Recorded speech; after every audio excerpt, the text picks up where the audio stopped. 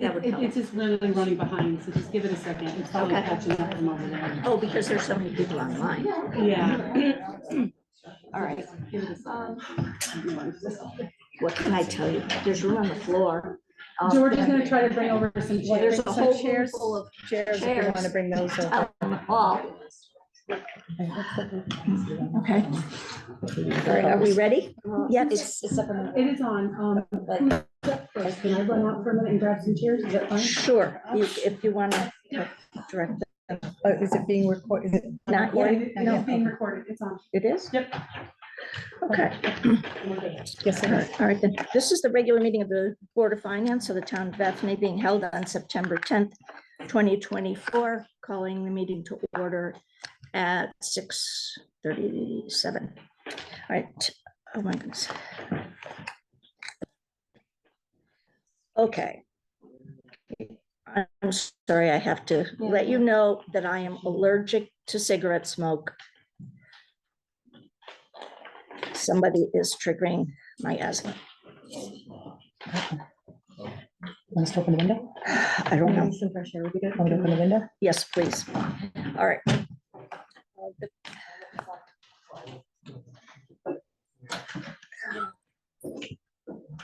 All right, the first item on our agenda is public comment. Before we do public comment, I would like to entertain a motion to add 2 items to our agenda tonight. Leslie, do you have those 2 items, or they're the not this. 2 items that are on the agenda of the selectmen, the meeting most of you probably just went to. We just need the fifth one. Okay, so we would want a motion to add to our agenda discussion and possible action on engaging with the JCC concerning before and after school programming for Bethany students, and second, discussion and possible action related to the overall status of the Parks and Rec Department. Could I have a motion? So moved. Okay. I'll second it. Second, okay. And it's just the after-school program. I'm sorry, because we're working with the school on the before All right, with this, piece, so, yeah. but these, we're putting these here and we'll Yep. recognize that they didn't take action. Yep. All right, Katie. will you- I do want to have a discussion about it, just for, about when you wanted to add it to the meeting. It might be best to move it to the earlier parts of the meeting. I agree with you. I was going to suggest that perhaps we put it in as items 2A and B, or 3A and B, right after public comment. Does that work for everybody? Before you vote? Okay, those in favor? Aye. All right, so the 4 of us were. Okay, so the next item on our agenda is public comment. If you would like to speak to anything on the agenda, you're welcome to do it. You're limited, please, to 3 minutes, and please try, if someone has already said essentially what you have, please just say, I endorse that person's comments, or obviously if everyone's going to have 3 minutes, it's going to be long for everybody. Okay, we do need, for everyone who speaks, we need your name and your address for our records, okay? All right, first person, go. Karen Lang, 19 Luke Hill Road. I'm speaking in favor of the. Please speak up enough that our owl is all the way down here. I'm Kalen Lang at 19 Luke Hill Road. I'm standing to speak in favor of supporting the after-school program at the JCC. I think we should think back to, if we're worried about money, we should think back to when we had a budget proposed to us that included a lot of things. One was a $500,000 plus renovation of Round Hill Road, which we pay for outright. I think there's money, obviously, in the budget if we're going to do things like that, to do things like this to support families. I also would like to thank the JCC for moving so rapidly, since we as a town did nothing in early July or August or June or any time to address this situation earlier. Thank you. Thank you.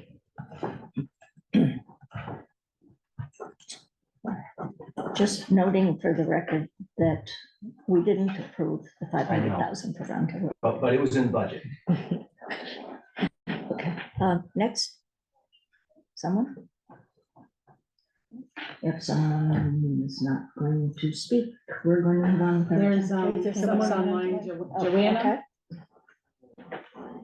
okay. Yes, this is Johanna Fernandez, 108 Gaylord Monta Road.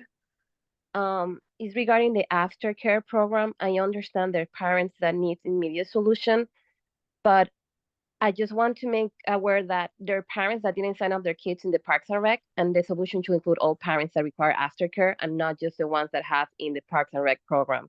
We scrambled to find aftercare because no solution was offered by the town. So I just want to make that clear that it's not just Parks and Rec kids right now. We didn't sign up the kids because we weren't sure about the stability or trust the process, and we have been waiting for BCS or other solution for restructuring. That's it. Thank you. Yeah. I understand. Anyone else?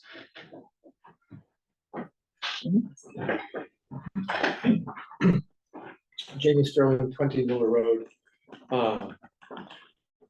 Doing a quick set of math at $8 a day, plus the bus, plus vacation time. It looks to me, just really quick math, that this would cost under $100,000 to subsidize the difference between the current program for the families and what this would cost. If that's the case, I'm in favor of it, given what Caleb just said. And I'm in favor for the year, because it's a year commitment. However, that said, it does violate a rule generally, or a process in municipal government. Some things are paid for the whole town and they benefit the whole town, like roads. Other programs are very specific to benefit specific individuals. And the usual approach is to have the individuals that benefit pay for those services, even if they're coordinated by the town. So I would like to note that this may be a better program, might be a great program for us, don't know, but subsidizing in the beginning is okay, but let's just recognize that this is not the usual way that services are provided by a municipality to specific individuals in the town. Thank you. Can I say one more thing? Is it going to be within your 3 minutes? Yep, Caleb Yes, Lang, it is. 19 Woodville Road. I would ask us all to remember that we have a public school, which some of us don't use. And pay for. Anyone else? Anyone online? Is anybody online that wants an open comment? Like Devin wants to comment. Oh, there you go. Devin, go ahead. Yeah, hi, my name is Devin White. I'm at 31 Crestwood Road. My comment is really more a question. I'm just wondering why JCC was the only option that was pursued. I know that we have a daycare in town that had been at least discussed as being a possible option, but my understanding is nobody ever spoke to them about their capacity or if their ability to potentially provide services at the school, which I believe would probably be more convenient for a lot of the parents. So it's more of a question. I'm just wondering why that was never explored. It would not be, I wish I could give you an answer to that question, but that's not something that's an appropriate question for the Board of Finance. But thank you for letting us know that there are alternate providers out there. All right, is there anyone else? Kevin Hansen, 278 Downs Road. I understand that the BCS is pursuing an after-school program, possibly before school, but that JCC is a year-long commitment. I don't want to find out that we committed to JCC for a year and then find out that BCS has a cheaper or better alternative a month from now. So I'd like that to be considered before we make a decision on, that's all. Thank you.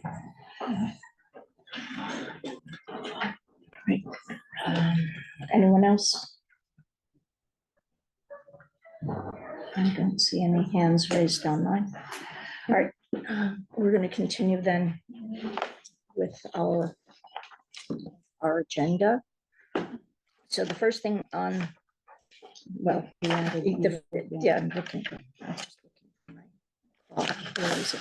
There it is. Okay, so the next thing on the agenda is discussion and possible action on engaging with the JCC concerning before and after school programming for Bethany students. And at this point, I would like to turn this over to Jen Capasso, who has been instrumental in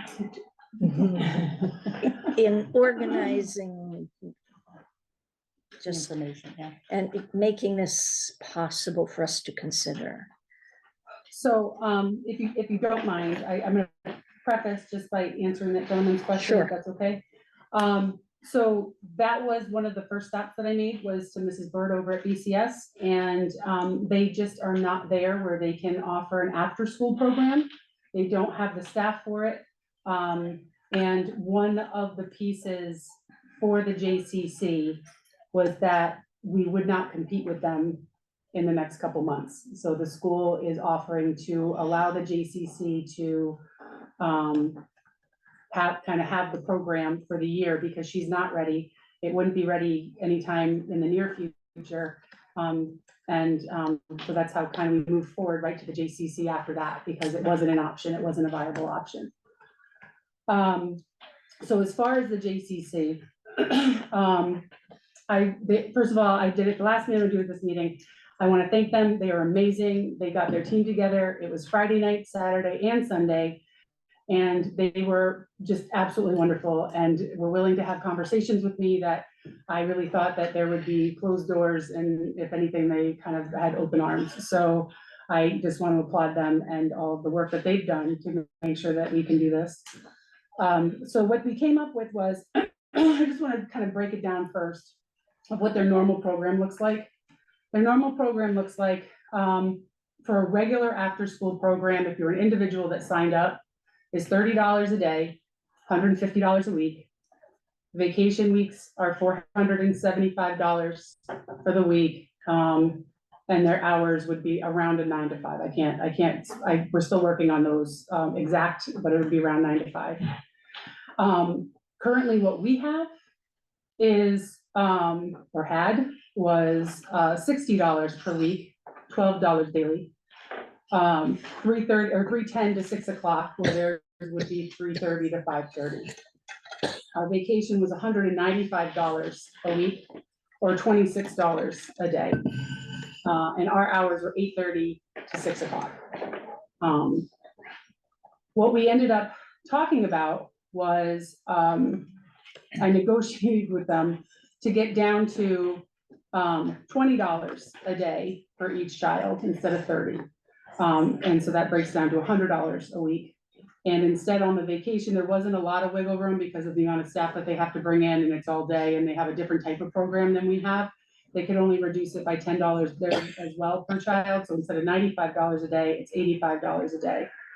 What they are doing for us, because we are going to have to bus them from here to the JCC every day, which would be $200 a day for a bus, is they're willing to split the cost of the bus with us. So instead of $1,000, it's $500 a week. The other pieces for it, right now we have around, and I'm going to say that because I really have been working with the MyRec program that is very new to me.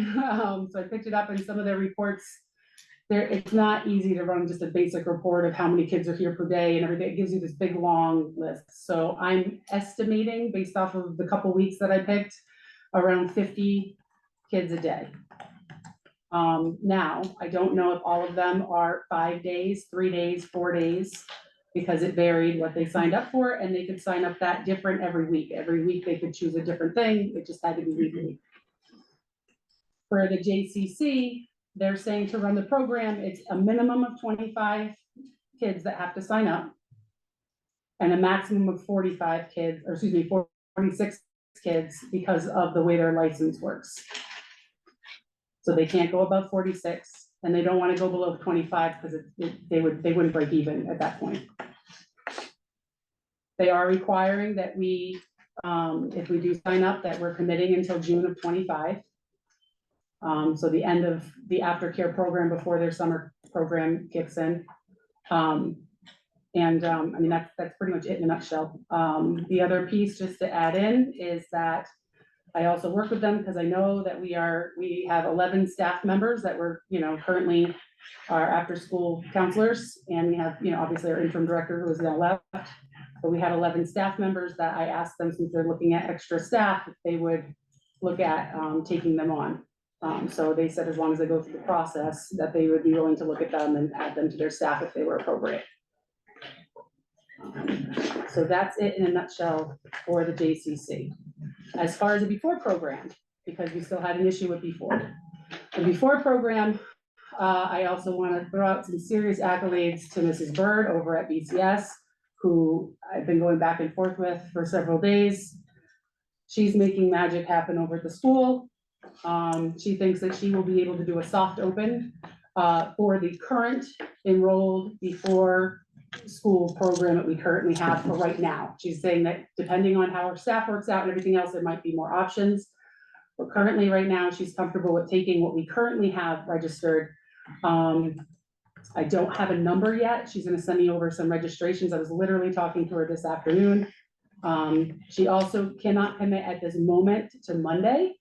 But she's absolutely, well, I can't say absolutely, but she is very confident that she will be able to open the following Monday. But she said it's not out of the realm that next week could be an option, but she is in the midst of having conversations with all those people who kind of promised a few weeks ago that they could do this, to kind of bring them back around and see if they're willing to commit for a longer term than I kind of had originally had a conversation with her about.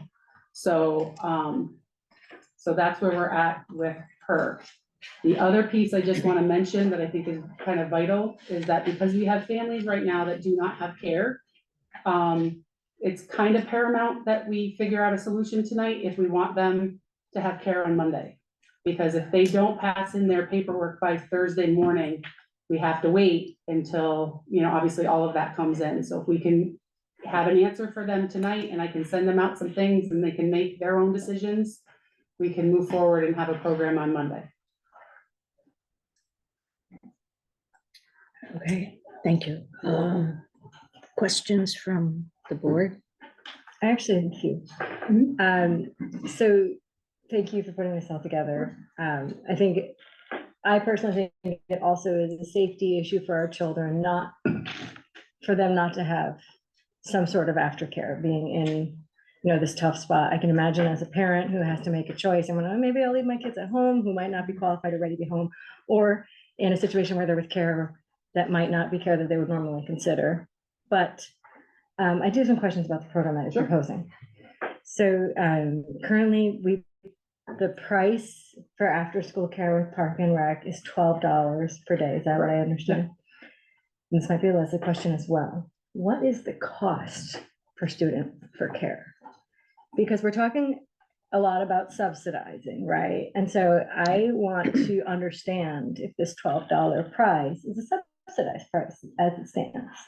For example, does it factor in the cost for all the counselors or the cost for salaries, things like that? Like, what would you consider the cost for the program to be? For the first 2 weeks, I'm estimating 45 students per day that we have realized revenue for this year for the 2 weeks that the program was open. That revenue would be $5,400. I just signed off on payroll for this week, which has $10,700 in payroll for the Park and Rec department, which is the counselors for that program. So in 2 weeks' time, that's a deficit of $5,300. At the current pricing model that we have. No. I want to make sure I understand. There's other caveats. There are other caveats on there because that includes the salary, that includes the pay for the interim director. In the past, that was not factored into the cost of the program. But because that person was an hourly employee, it got factored into that payroll cost. The salaried individuals get pulled out of that. The salaried individuals were always pulled out of the cost on that. I think we So need to if clarify a if- little bit for the folks in the room. Understood completely there. Just what you said, and I'd be willing to translate that if you want. Salaried individuals are considered permanent staff. They're individuals that work all 12 months of the year. So the cost of having them on staff has never been considered a part of running the program.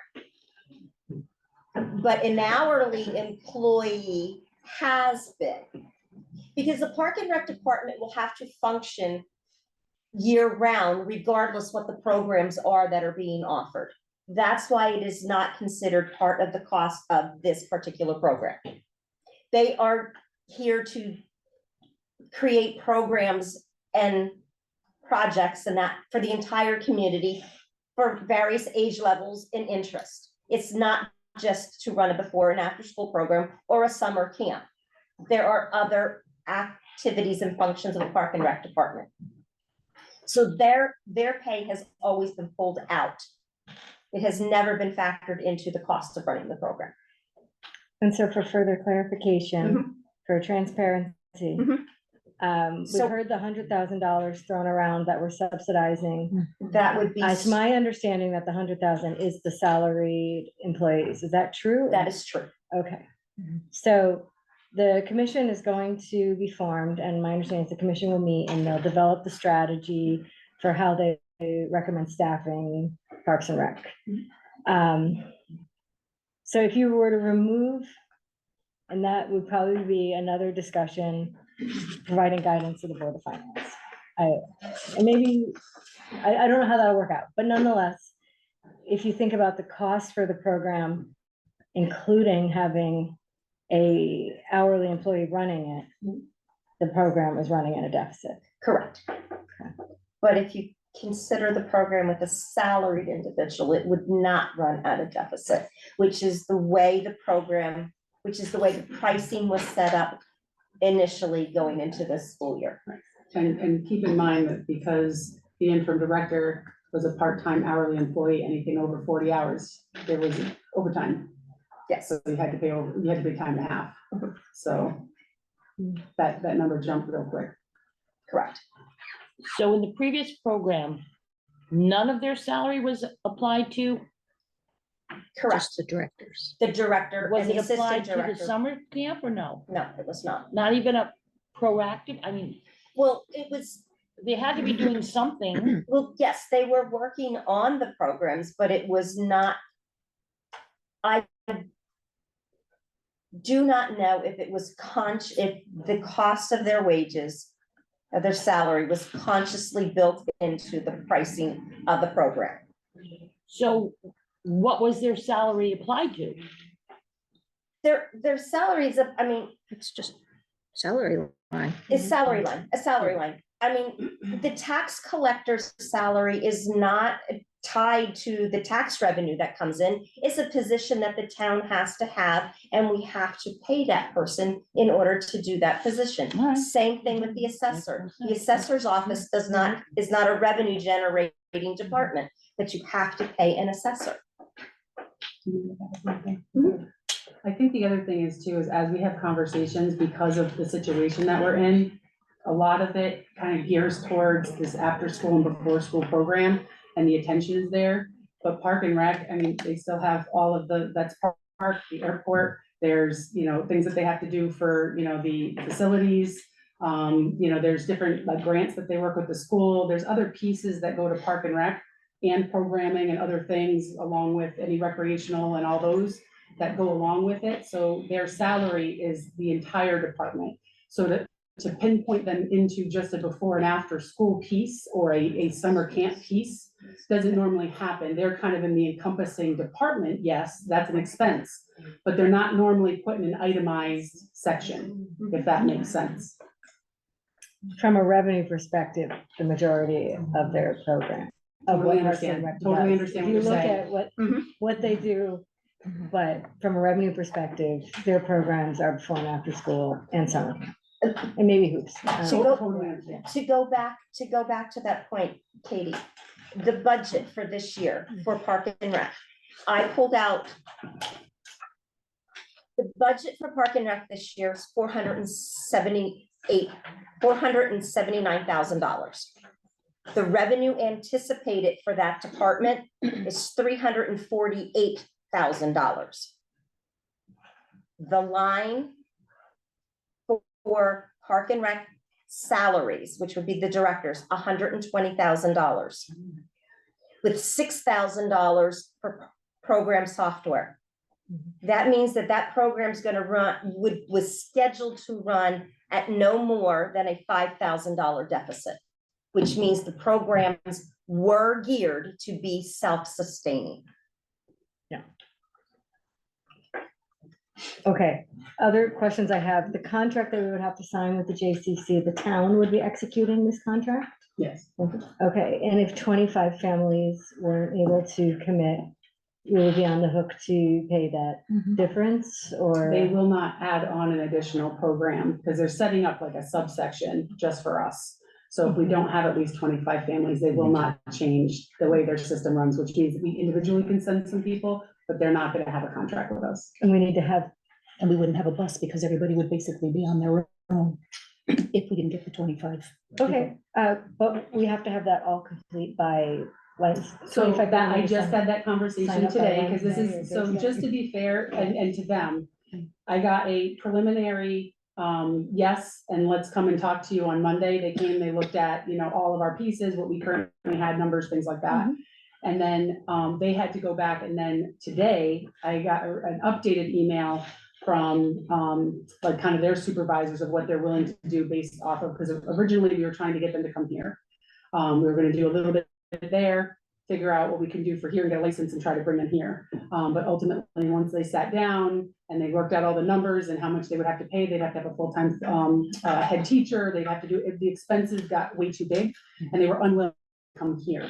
So that kind of changed me up today a little bit about how to function, because if they came here, some of those numbers might have been a little larger. But they're only willing to add in with the facilities that they currently have there.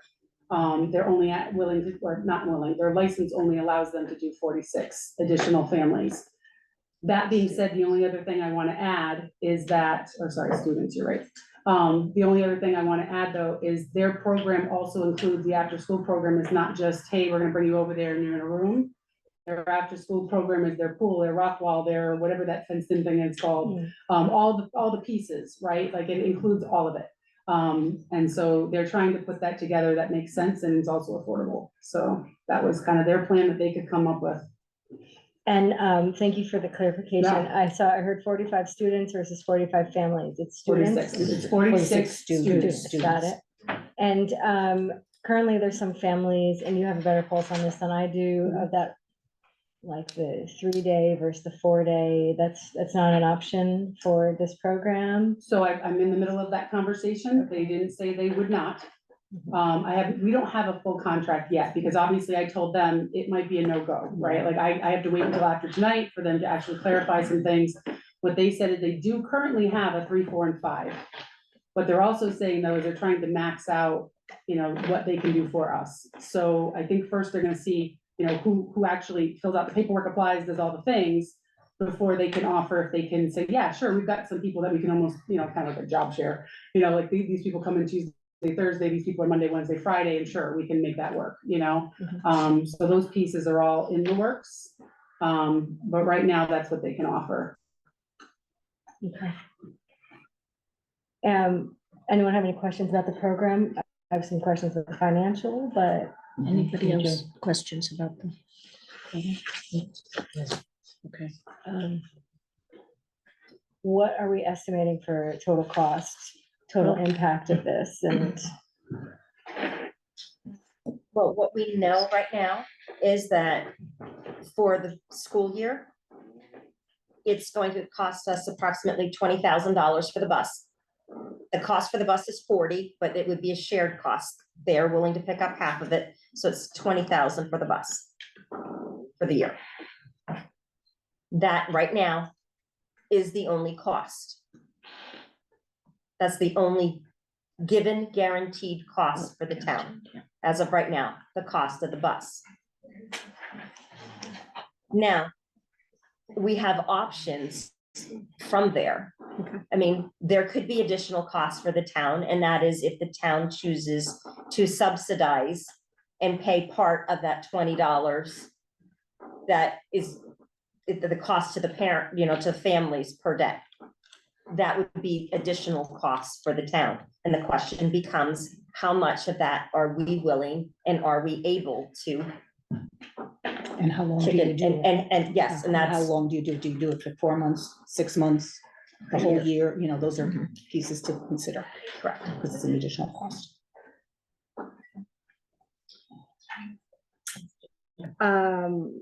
Okay, I think you have some information that you might be willing to share with us on various scenarios. Is that what you have in front of you? Or Did you get, Don't you have it? Did I Oh. give it to you? No, it's a she didn't get the separate extra page, Oh. extra page? sheet. She did not get it. I'm sorry. It's sitting right here. Martha, is it so? You didn't. I haven't- I- Oh, excellent. Okay, that's helpful. Yeah. So just give me a minute for this. Okay. So, I don't have that. I only have this one, right? yeah, that one. Yeah, it's the same one. Yes. That's it.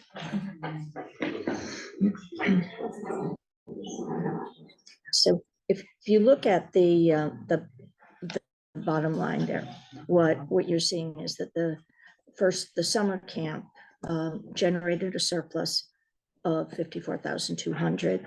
After school currently, the one that was started this year ran at a deficit of 5,300. When you work it across, you see that we have, without paying any of the actual JCC costs, available for subsidy, 28,900 out of the current Park and Rec budget for the after-school program. So we could divide that up in multiple ways. We could conceivably, if we decide that it's an appropriate policy, we could increase it. It would have been helpful to know the overall status of what would happen with the Park and Recs department, so we would know if there would be additional budgeted funds available that could go here if they weren't going to be going to some of the other programs that were anticipated. We don't know. Okay, What do you mean we don't know? we don't like- know. It didn't come out, but the selectmen's meeting didn't make that decision. So, I recommend that we pull from salaries for employees for vacancies. well, we have one vacancy, right? One position that's been vacant for not very long. One that, until determinations are made by other entities, it will be drawing a salary.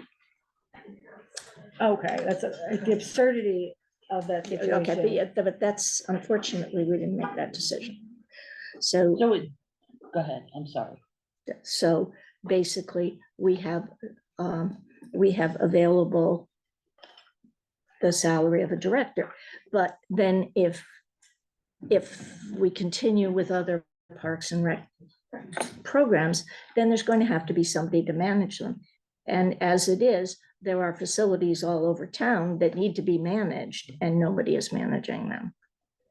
So we can't just say, we'll take all of that and put it into here, but it would be nice to know how much of it might be available. I agree with you. What we're saying is that the minimum available should be $29,000. And we can Okay. probably find more in Okay. our budget, but that's a place to start. I would say this is the minimum because it's I would fully agree with you. funded by surpluses out of summer. camp. Right. So I just want the record to show that summer camp is running a surplus. So y'all in the room, everyone forgets that this is a revenue generating program. So yes, it doesn't account for the salaries, but that is money that we are going to apply. We are considering to apply. And it does subsidize other programs because by the end of the year, it's their. It dwindles down, yeah, so maybe it's subsidized the before and after program, but Is Park and Rec totally shut down? Right now, it's sort of in a limbo state because we have no before and after school program. We're not running any other programs because we have no one to run them. Okay, So so we're as kind of of in now, a there suspended. won't be basketball or any of that. Well, when we get the commission hopefully up and running next week, then we will have a scope of work to work with them and see, do they want to get a programs coordinator and look at running hoops and art and cooking and, you know, any other kids, yoga, that kind of stuff. So, I mean, those are programs that they've had in the past. Right. So, but right now, we have no one to run them, so we're not organizing or scheduling anything because we have no one to do it.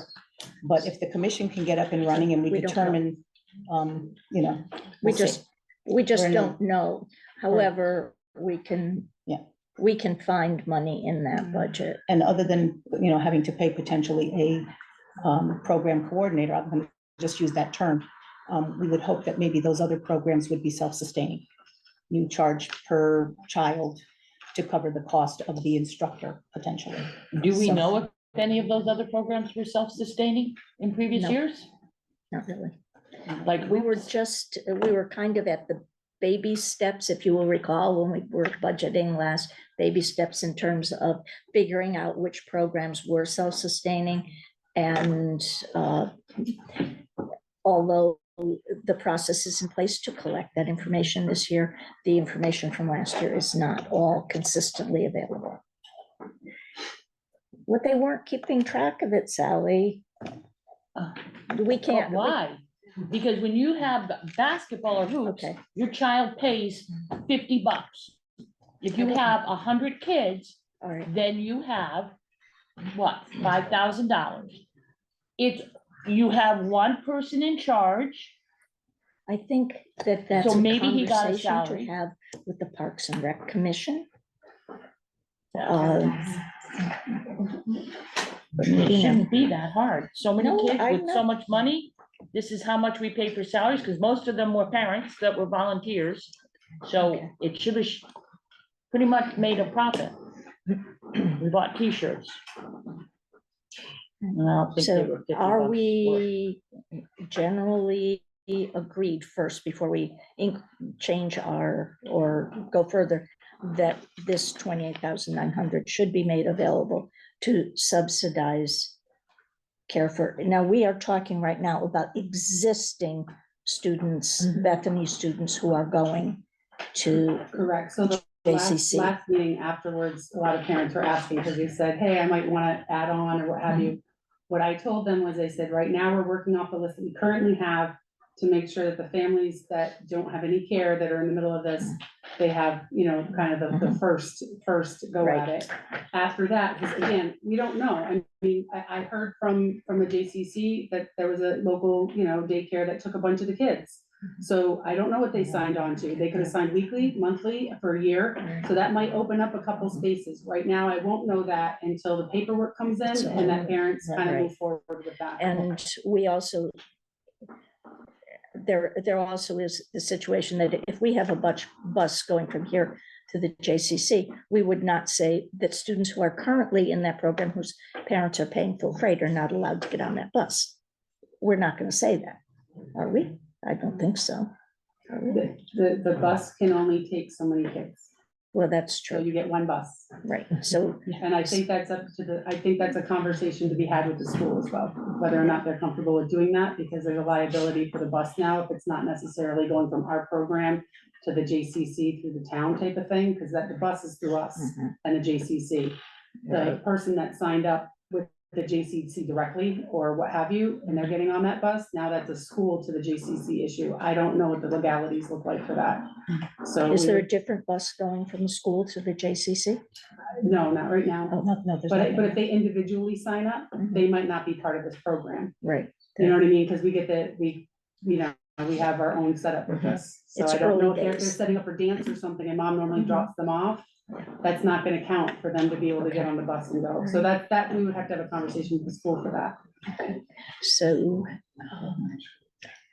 so we don't have enough information really to know what our costs would be.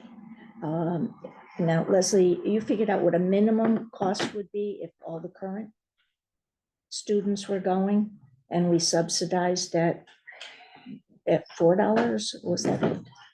Or It would be $8, I believe. 'cause I just we were did the 12, $8. it was the $8 we were, difference, 'cause well, It's eight- about. we're 12 right now, and they're 14,000 20. I know. So there's only about I know. Times $8. 40. It's not there. There is also a significant added value there at the pool and the rock wall. Yeah, it sounds like a good There are program. definitely different things along there.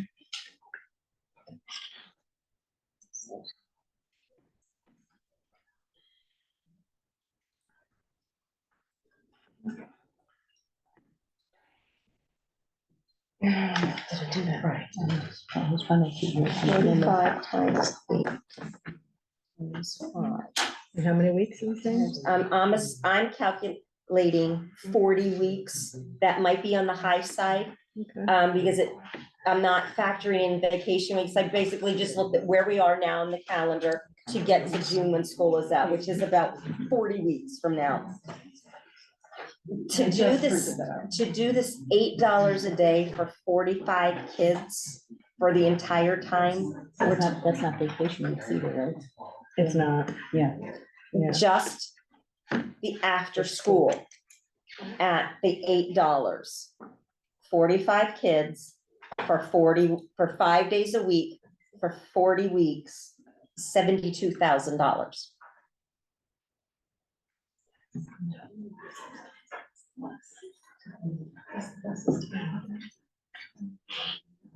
$8 per day. Yes, that was at the $8 per day. So the town would pay more than half. The town would pay the The extra. differential. Right, but so the parents are still gonna pay $8 a day. No, Twelve. the parents would be paying 12. Somebody just, yeah. And the town's gonna pay 8. That would, and the town would be paying 8. Mhm. Plus the bus, Okay. plus the bus. All right, so that would be the maximum use, as in everybody would be on the bus every day. And it would only include the students who are currently signed up for here. Right? So if there weren't 46 kids, Well, let me finish what I was gonna say, okay?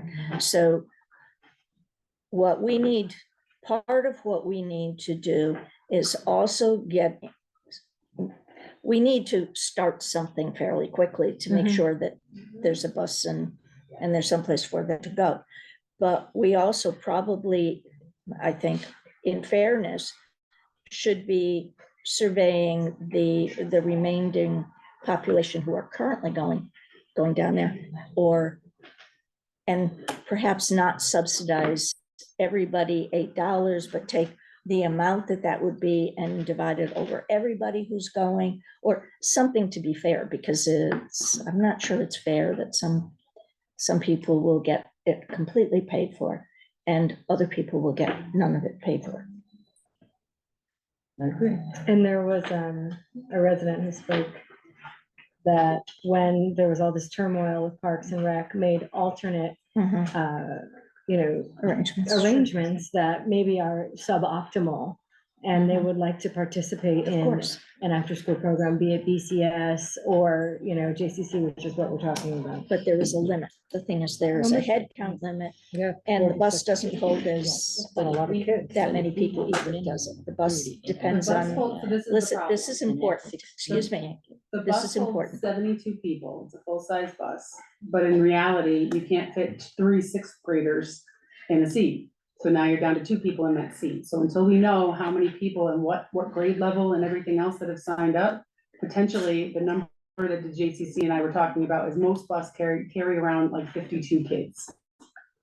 So we're not that far off with our 46 where we're at And how many people have signed up for this program?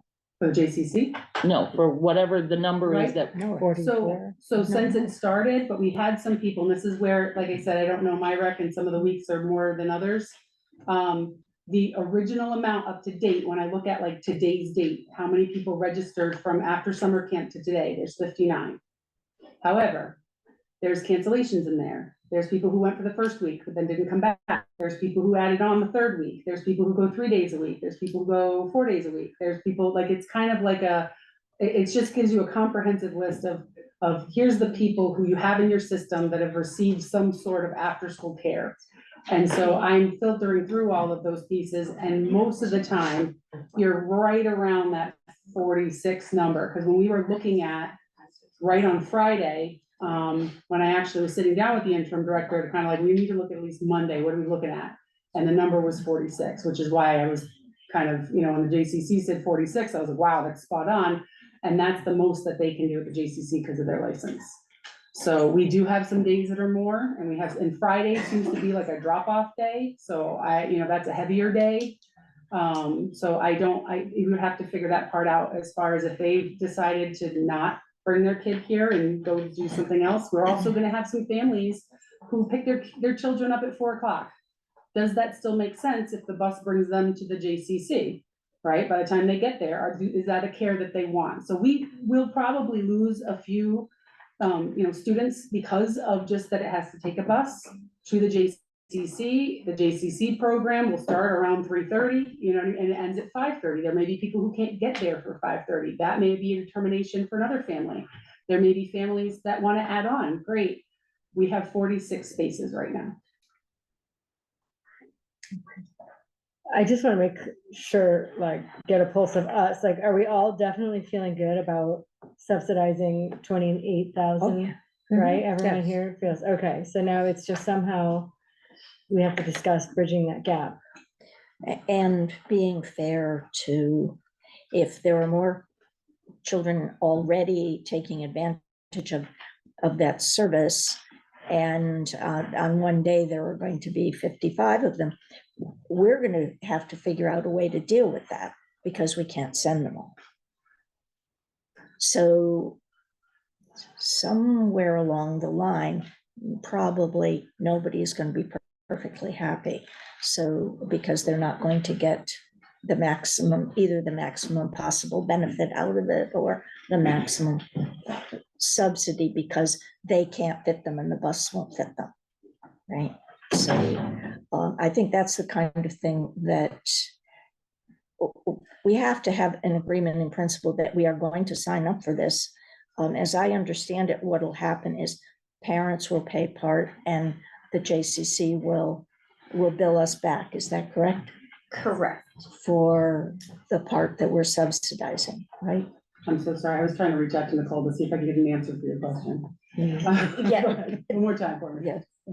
The arrangement is the JCC, they bill everyone on a monthly basis. So they would be billing everyone at the $30 a day for a regular sign up. In this case, they would not be billing the Bethany students at $20 a day. They would be billing the Bethany students at the agreed upon rate that we come up with. If that's $12 a day, $15 a day, whatever that is. And then they will bill the town of Bethany for the balance for each student per day. Correct.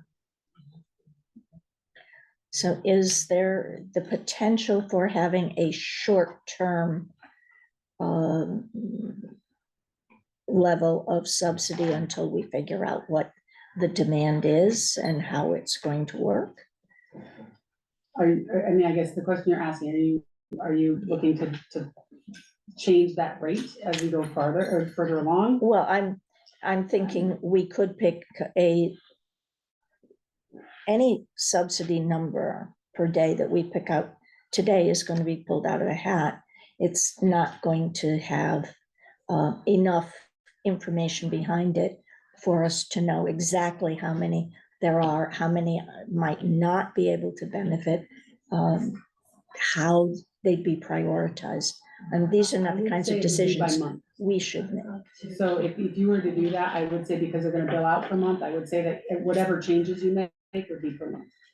So if you wanted to do like the first month is this until we figure it out, and then after that, we're gonna reassess how many people are involved to divide it up equally, then you could let them know after that month. They don't really care how much we wanna subsidize. They're just saying, this is the number we're coming to, and then whatever you wanna charge them, we'll put them in the system, so they get billed that number. The rest of it, we'll send over to the town. Yeah, I'm concerned about students that go for partial weeks, and if they're counted as full weeks, then that means those seats are empty. Like if somebody only goes Monday, Wednesday, and Friday, it means the seats are empty on the bus on Tuesday and Thursday. Their parents are billed for it, and then we'd be billed for the rest, and meanwhile, someone else couldn't go. Sure, so I think that's part It's- of. it's really the- complicated. And that is something that will be in the contract, right, as far as how they're gonna handle it, 3, 4, and 5. Again, what they said to me, and this is all kind of very short-term conversation. I but understand, yeah. it's like this Yeah, is all and so we 72 tried to hit all hours. the pieces, but what they told me is they have it. Mhm. Was it discussed if there was several students that are only gonna do 3 and 4 days, and there's some vacancies, and if they can fill them? It wasn't in depth, it was more or less like if we see them come in and we can say like, hey, there's a Wednesday, Thursday, Friday here, and then there's like a Monday, Tuesday, Thursday here. Clearly you have some spots for those days. Right. It's 46 spots, right? So how they work that, I mean, once we send it over to them, all of the paperwork is gonna go to them, because for HIPAA reasons, I can't take their medical forms. Right, so I can't take them and then bring them over to JCC, so I can give them the blank forms, they need to get all the medical stuff filled out, they need to send it over to JCC, they're gonna set it all up. They're gonna let me know Thursday afternoon what we have. And then based off of that, they told me for the first, like Monday, Tuesday, if we're not at 25, they would still run it, because they understand that some people have to get, inhalers and all the things, and, all those pieces for medical. But if you're nowhere close and they've only received 5 or 6, we'd have to reevaluate. Okay. So we really don't have enough hard information to decide. What do we have in contingency? Yeah. Contingency, the contingency budget's $150,000. We haven't pulled from it yet? There is a transfer tonight for a little over $15,000. Okay.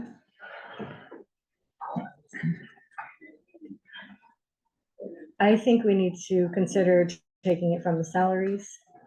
I think the selectman's office needs to consider transferring the remaining Parks and Recs duties that are currently outstanding to another department temporarily, and waiting for the board and releasing everyone from Parks and Rec, all salaried employees. And during that time, I think the Parks and Rec Commission should strategically develop a plan with the selectman's office. Well, right now, the counselors would be basically kind of suspended because there's no program for them to be working at. Yeah. And if they're interested, the JCC said that they would look at them and vet them and train them for their program that they run, if the kids are interested in transferring over to JCC. I'm specifically talking about the salaried positions, one which is on permanent leave or paid leave, and the unfilled salary position that was vacated. I think it would be a smart choice to reboot the entire Parks and Rec department, transfer the current existing Parks and Rec duties to another department temporarily. And then we would have a strategic approach to building up that department. And then we will have the salaries that have been budgeted.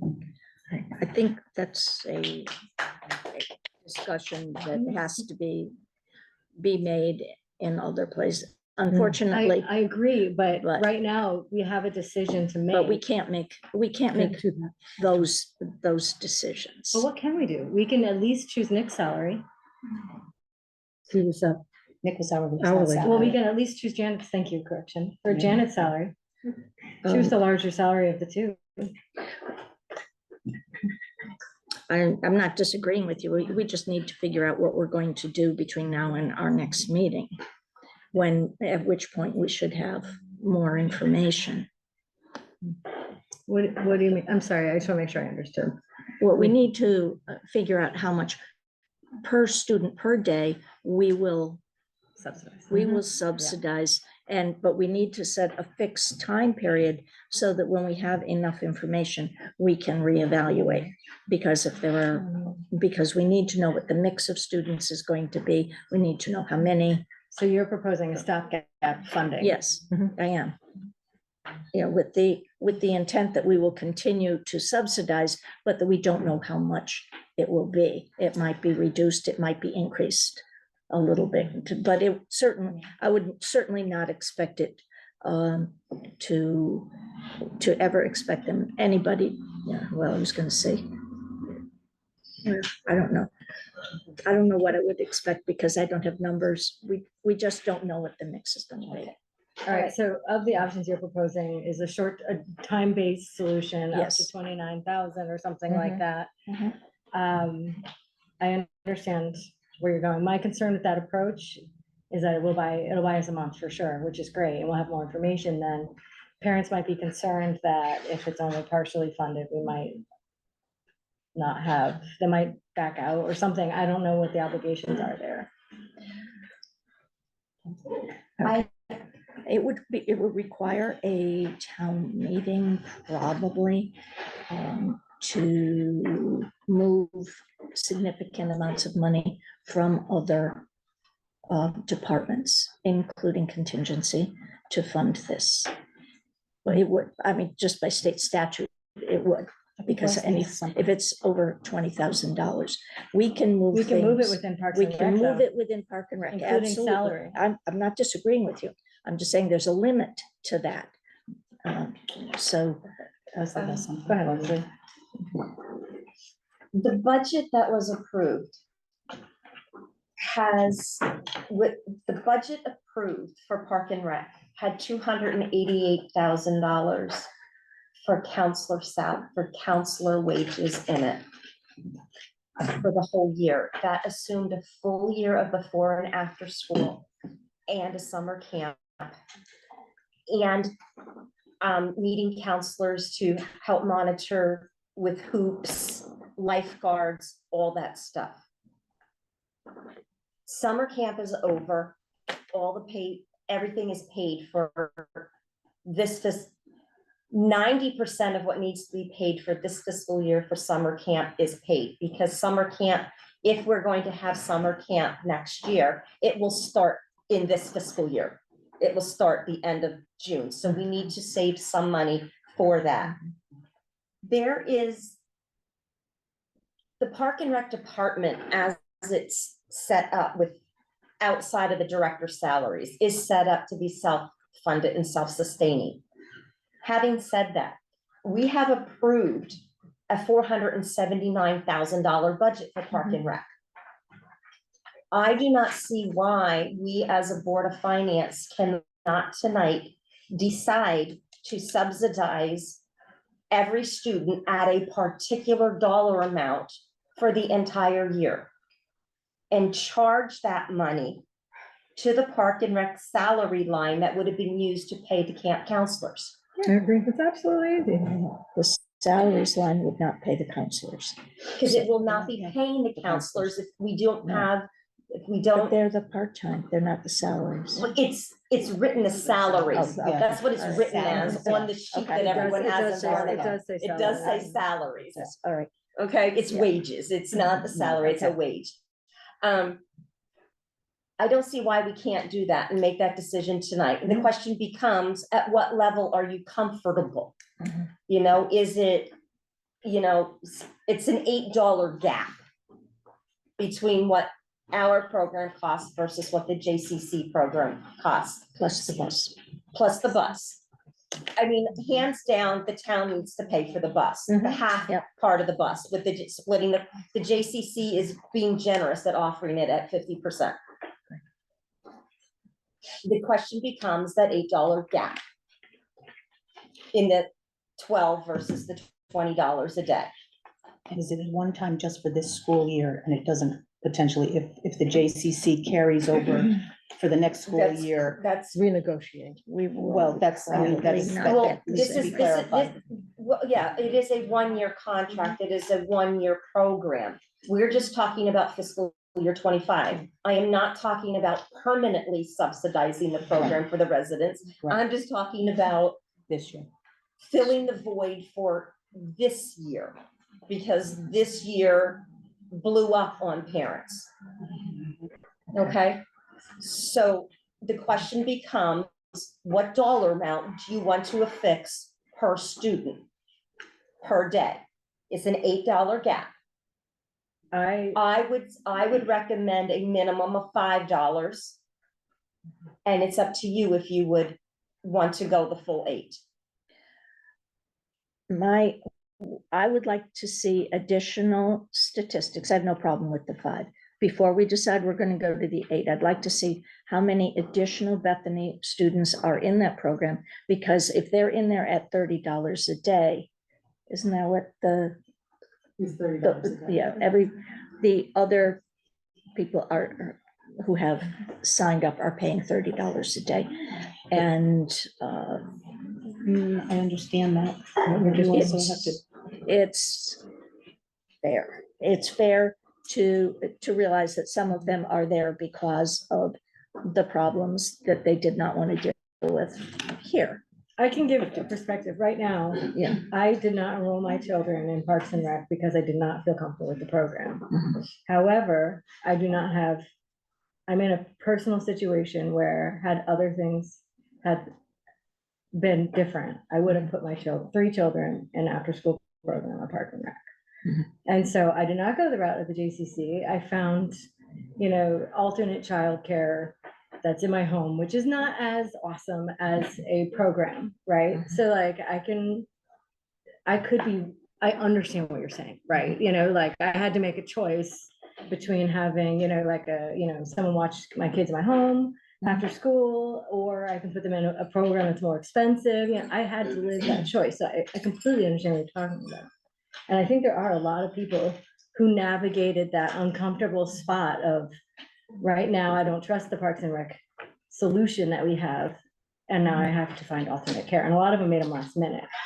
So do we know how many JCC people that are going to the program? So that was what I was actually writing to the JCC folks, because they're amazing and they write back to me. So I'm hoping I get an answer for you before the end of the meeting. But what I can say is in the conversation I had with them, they said most of the after-school program was actually in Haven, Yeah. and very few Woodbridge.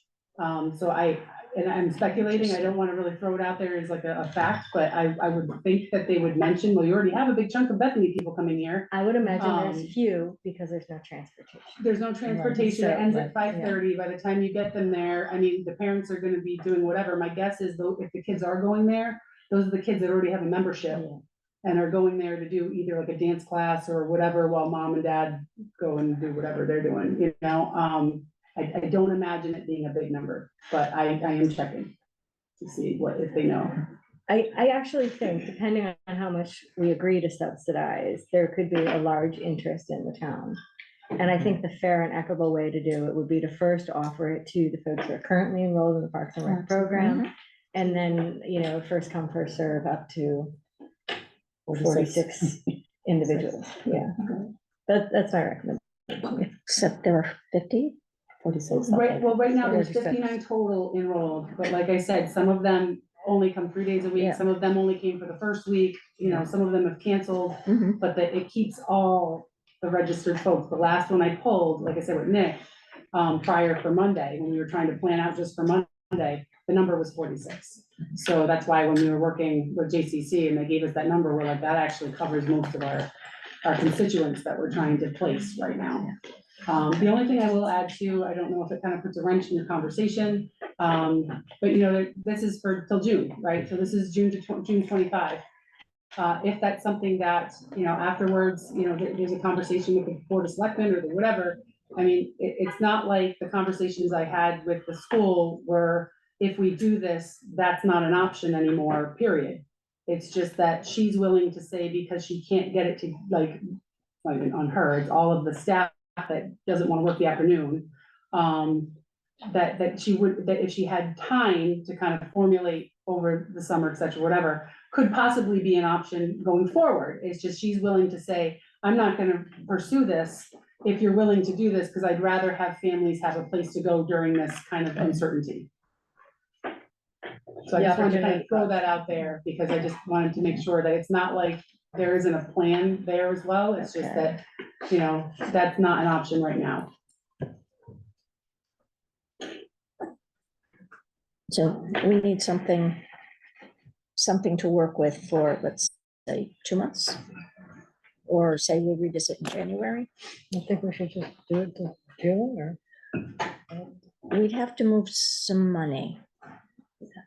I don't know if She's we saying, do. you know, she's saying coming out of. What's the gonna happen with counselor's, vacation week?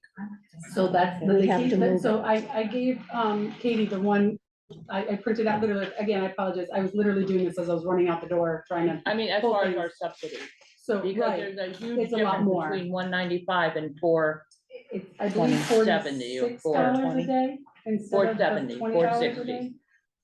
the huge difference at the town. I'm pretty sure that's what it was, 195. And I would bet that maybe you don't have all 46 going for that week, And but if remember you too, do, that's a whole lot of money. and you It's probably wouldn't have the $26 bus difference those for the weeks day. either. Like it's $46 per day per Right. child for a vacation day. And you wouldn't have the bus those weeks. Right, the bus you're not paying for because you're sending, That's you about the parents drop weeks them you off and wouldn't pick have. them up directly from the JCC, so, right, you wouldn't have the bus those weeks. So that's about but- $1,500, because you're talking holiday, December, February's now a full week, In April. and April. So you're talking $1,500 right there that is coming off that bus expense. That's, yeah, that's only. It's not, I mean, just saying, Yeah, it's still, yeah. you're still not paying for the bus those weeks. Yeah. So it's 26 a day, you said? It breaks down, it's $46, but if they're already paying 20, it's a $26 difference for the vacation day that.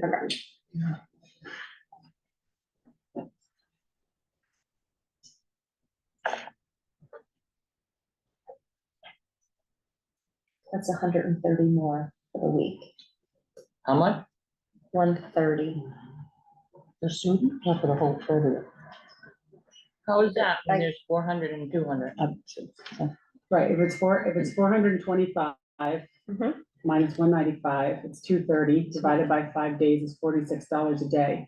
If they're already paying, like if we're already saying we're taking 5 or whatever the number is off the top, they're paying 20, right?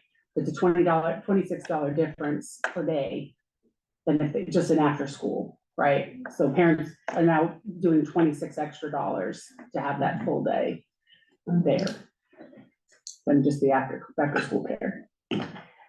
That's an addition. In addition to, right, so you would normally, the after school is $20, right, that's that set rate.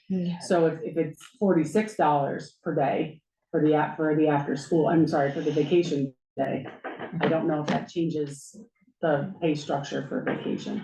So I just want to remind everyone, the cost to run full day camp, even though we were charging $12 a day, there's no way that it could have cost $12 to run the camp per day. Like the pricing model didn't take into consideration. You talking about the camp? You're talking or- summer camp? Or No, I'm talking about how after school? after school rec room, right? Oh, you know, you said camp, You said camp. Oh, and sorry. camp was the one that generated the big Yes, surplus. so, after the rec room program provided full day care during vacation weeks at the price of $12 a day, right? No. There was no extra cost? Oh, no, that was just the after-school cost, the $12 a day. Yeah, For they the charged whole more. day camp, for the whole day on the The vacation week. vacation week was. I thought it was included. $195 I misunderstood that, okay. per week. But that was hours 8:30 to 6. Okay. So it's a little bit different. Yeah. But it looks like, and given the pay structure, right, so it looks like the JCC too, it's right around that $10 mark, right, for us. That's what they're giving us, is it's like the vacation days, it looks around like $10.60 an hour. It's $10 an hour for the after school. So I don't know if this helps at all, but maybe have the conversation around how much you're willing to have it come down to per hour. instead of per day, but that's totally up to you. Like, hey, we want parents to pay, $8 an hour, we want to somehow make it work, so it's $8 or $7 or whatever the case may be. Like for us, when we had the conversation about the after-school program, it ended up breaking down to, because there was a lot of freebies last year, and it was really hard for parents to adjust because they had all these added in freebies. So even when we did $4, it was $4 an hour. It was really hard for parents to wrap their heads around that, because they're all of a sudden like, whoa, we're paying for, PD days and vacation days and all the things, right? But when you break it down and you say, but that's $4 and it's $4 an hour for the service for you to be here. So maybe that's the way to go with the JCC, is to say, okay, well, right now you're at $10.60 or $10 an hour. We want you to be able to get down, and we're gonna subsidize you down to $7 an hour, or whatever the case may be, $6 an hour. And work it that way instead, to make it fair across the board.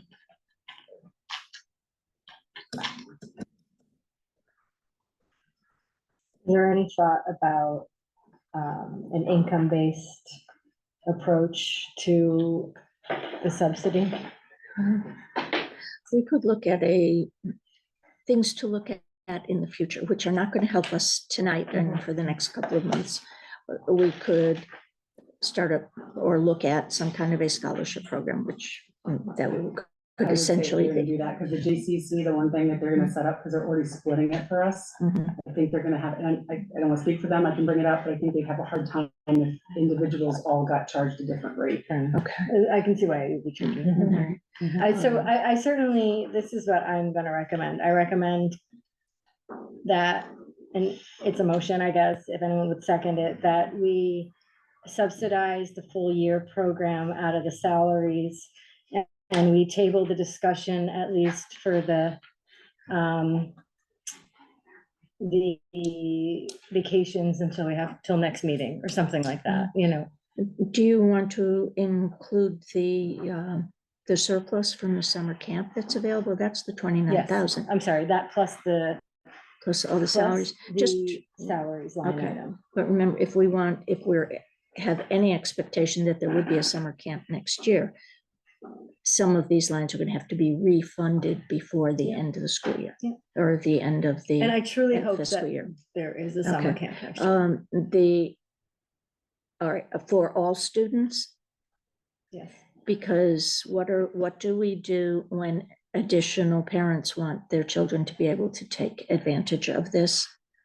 I think that my motion is for all students that fill that bus. Okay, well, then that's going to be probably significantly more. Well, I have 70 something thousand, but yeah, right, that's that's just for the number of students of 46 that we students. currently have. 46 students. But the bus can only hold a few more, so I mean, it's not gonna be much more than that.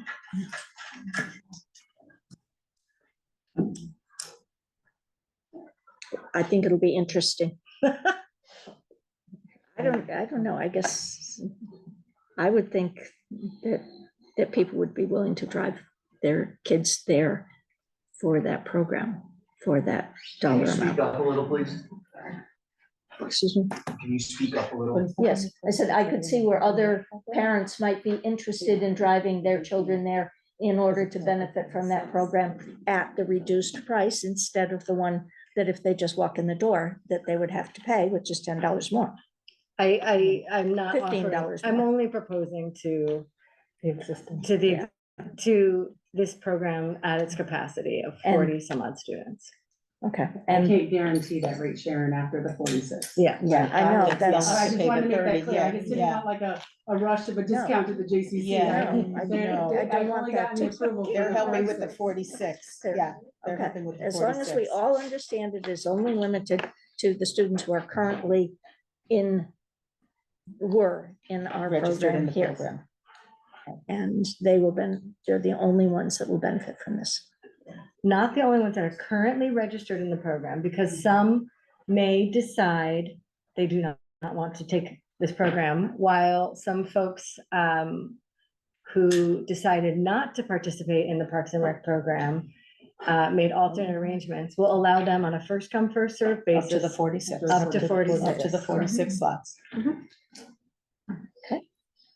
All right, so were you were you recommending then the 72,000 or the 28.9 or a specific amount per student? I was recommending the 28.9 to be used first, then the remaining off the salaries line, the counselor's line, up to a total of, I lost it, $80,000. From which? In total, or did you? 80 not- total. Not 80 from the counselor's line. 80 total. So if we're That doing includes the 28.9. Oh, the including 28.9, we're gonna a subsidy. Okay. So that would reduce it about 30,000. Right, I didn't account for where the bus is, oh, the bus is coming out of the surplus already, so that number is included. all right, is that, and that's a motion? That's the motion. Okay, thank you. With the intent to receive information and have a better idea of vacations for our next meeting. So Yes. that's basically Hopefully the that full will- subsidy for the regular 3:30 to 5:30 Yeah. program, and it will be adjusted accordingly based off of any vacation weeks. Well, we're just subsequent not, motion. we're not Right, gonna I'm just, subsidize. but we want to clarify that it's just for the 3:30 to 5:30 School year. program. School School year. year School day, program. school day. Correct, we have no vacation coming up in the next month, right? It's not like. Just till We don't. December, just till Okay. December. And just to be clear, though, there are days, you have the calendar, there are days in October. The only other piece to this is that it's obviously, you know, the Jewish Community Center, and they're closed for religious holidays. So in October, there may be some days that families may have to find coverage. I mean, obviously, they'll have the calendar, they'll have all the information, but there are some religious holidays that the school will be open or what have you, that there might not be coverage over there. What happens when there's an early dismissal and now it's longer than 2 hours a day? So that is a conversation that we're having right now, because again, with the so what they're doing right now, it takes 60 to 90 days to get a license, their extended license, they're working off their current.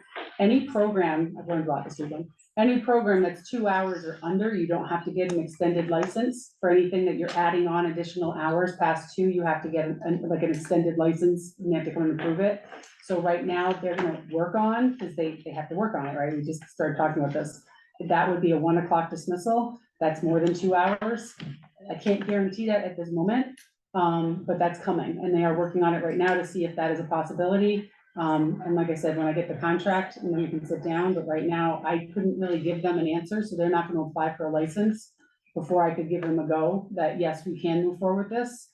So I will have more answers to that very soon. But for right now, they can offer 3:30 to 5:30. And then there'll be more information after that, and vacations.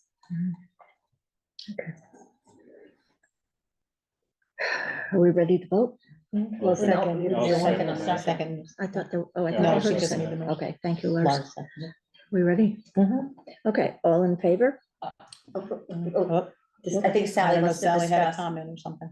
Yeah, I'm not comfortable with not having, we don't have numbers, we don't know how much we're gonna subsidize, we don't know how many kids are involved, we don't know whether there are kids that are going to be excluded because they didn't sign up for a program they didn't have confidence in at the beginning, and now there's too many and they're not gonna be able to do it, so their parents are still scrambling. I just think that there's a lot of questions, and that this is like a, you know, rush job just to try and say, okay, we're gonna do something. And I'm not sure that I'm not comfortable when I don't have numbers and I don't have dollar amounts, and I don't know what I'm really voting for, other than a bunch of money that's gonna be thrown somewhere to offset something, but we don't know how much, Well. and we don't know for how long. So I'm not comfortable, so we can take a vote. I will not vote for it. I understand the Board of Finance is put in a very terrible position that is outside of a standard operating position that we Mhm. would act with limited information. We're basically cleaning up the mess right now, and it's an unfair position for the Board of Finance to be in. Mhm. And I can understand your apprehension, Sally, that we're being put in a position to vote with limited information and on a package that isn't complete. So I understand. Yeah, I agree, but I guess I would ask you, what's your alternative solution? These families are out of luck till our next meeting. You know. It's a bad situation. It is a I bad agree. situation, and I'm not, we're asking the town to pay upwards of $100,000 with the 80 that you had said in the 29, and there's no town meeting, there's no discussion. You've got a lot of people in this town that do not have this problem, do not have kids in the school, pay for the school anyway, and I'm not sure that at a town meeting, this is going to just be, oh, yeah, sure, throw it, go ahead, do it. I'm just not sure that it's a responsible response with a 2-hour discussion. I would have felt more comfortable if we had a meeting that was discussing this, that gave us time to absorb it and think about it and get some answers before we came and decided, yes, we're gonna do this. I'm not against necessarily doing it. It's the fact that I don't know what we're doing and how much it's going to cost in the long run. And what happens if, we go to a town meeting, the town meeting says, no, you can do 50,000, but you can't do 100. And now all these families are involved in this, and that halfway through we say, oh, you're on your own now, pay for the rest. No, I don't think there will be, I don't think that will be an issue in terms of what's in the departmental budget and the things that are not happening. So the level of funding would be fine.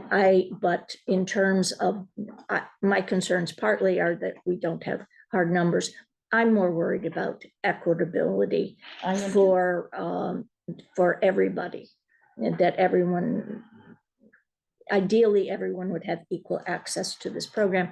Maybe next year, if we're in the same situation and we can either arrange possibly for less of a subsidy, but a higher number and a second bus, maybe some way to figure out how more people might be able to take advantage of it. I agree that is unfair. And last Last meeting, I did say, I want to find out the information about an alternate program. I requested that information. I guess this is it, but it wasn't presented in a meaningful way. It wasn't researched in a meaningful way. Instead, you went and you ignored that request and you put forward the Parks and Rec program. And so if that request had been taken seriously, we would have had a full proposal in front of us.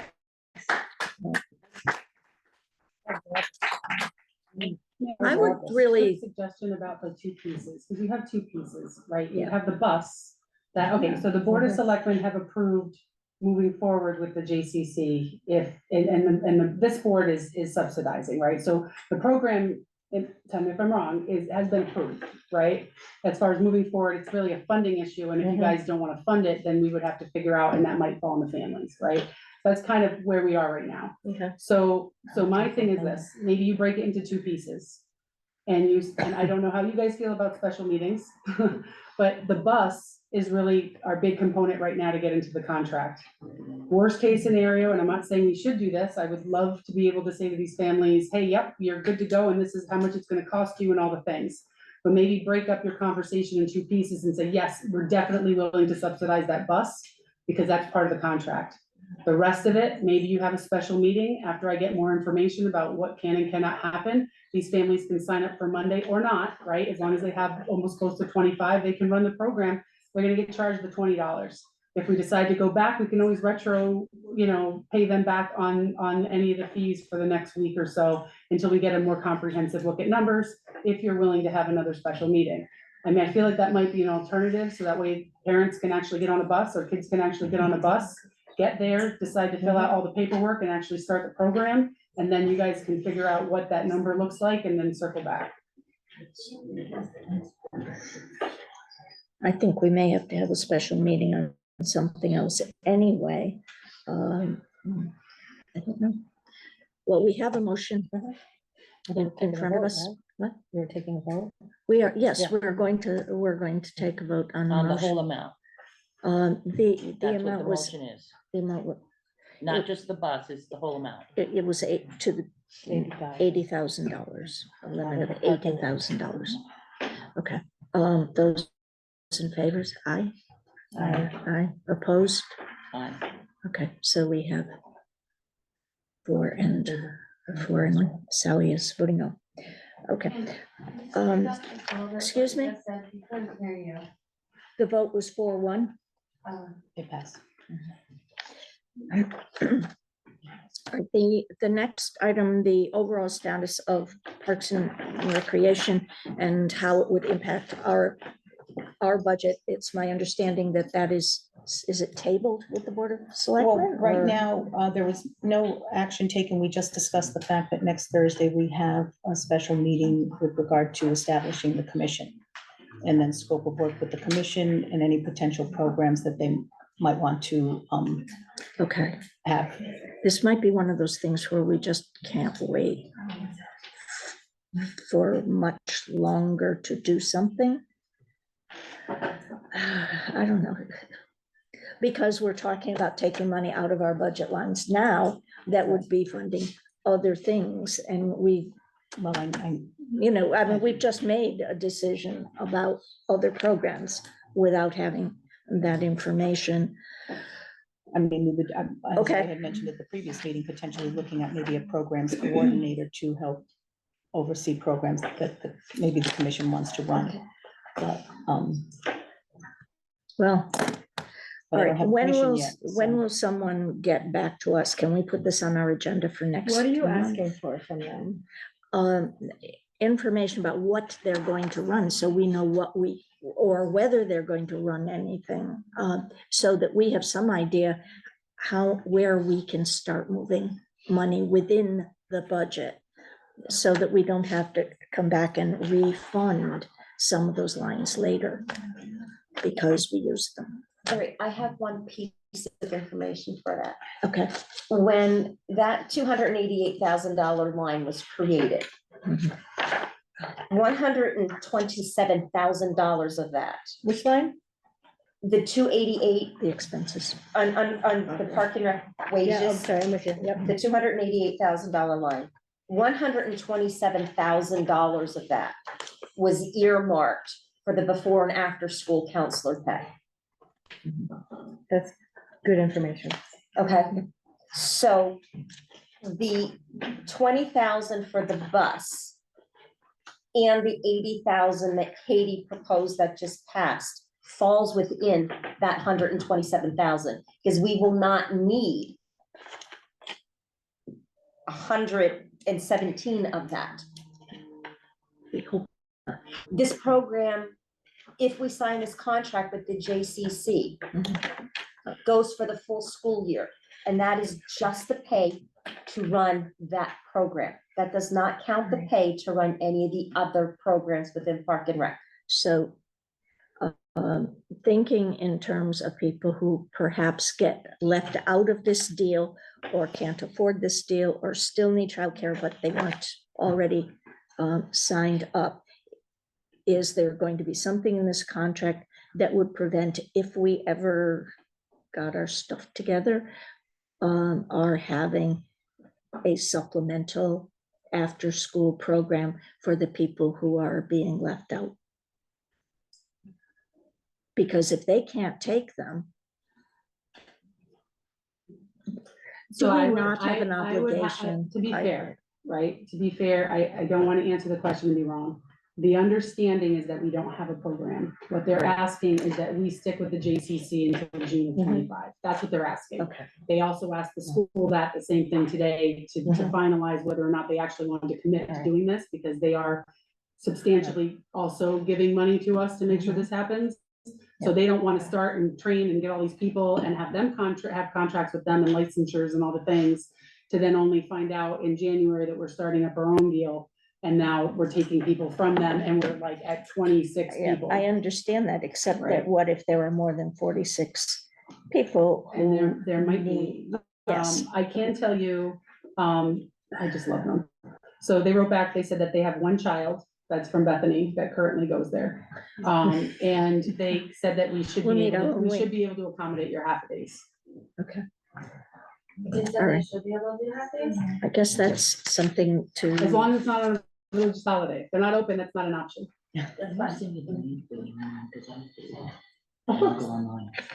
okay. Oh, for the meeting. Oh, just, yeah.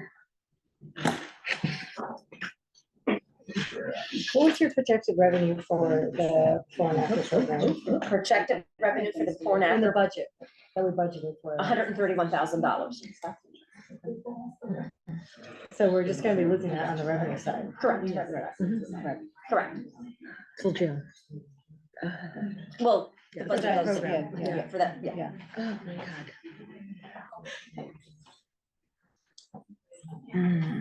Really?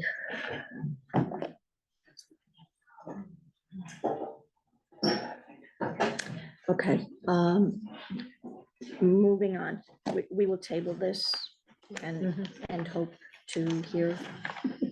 Back from the commission, right? Right. Once we go to commission. Well, do we want to hear back from the selectmen or from the commission? Well, we have to establish them and then figure out. when Who do the we meeting- want to hear back from? Not who are you going to get to answer the question? Who do we want to hear back from? Because it's going to take them time. Presumably, they're gonna have to form committees as well, right? So I guess. Well, they're going to want to know if they have a budget to work with. What, right? This is a circular I mean, thing. we could I'm not freeze trying all to the be. Parks and Rec budget. Okay, Mhm. all right, I think the we'll first step we'll is to just see what the table commission this is. until Mhm. next month and what happens. Yep. How's that? Now we'll move on to our regular Meeting. Yes. Can I ask a question? I don't need to open up Pandora's box again. So I did tell parents that after this meeting tonight, I was gonna share what, like their forms, all the things in the past. Go for it. Are we saying, I just want to clarify, are we saying right now that they have to pay the full $20 No. and we're gonna figure it out? Are we, No, what are no. they paying? We $12. $12. They're gonna pay $12. We're gonna, that's what I was asking. We're gonna subsidize the rest.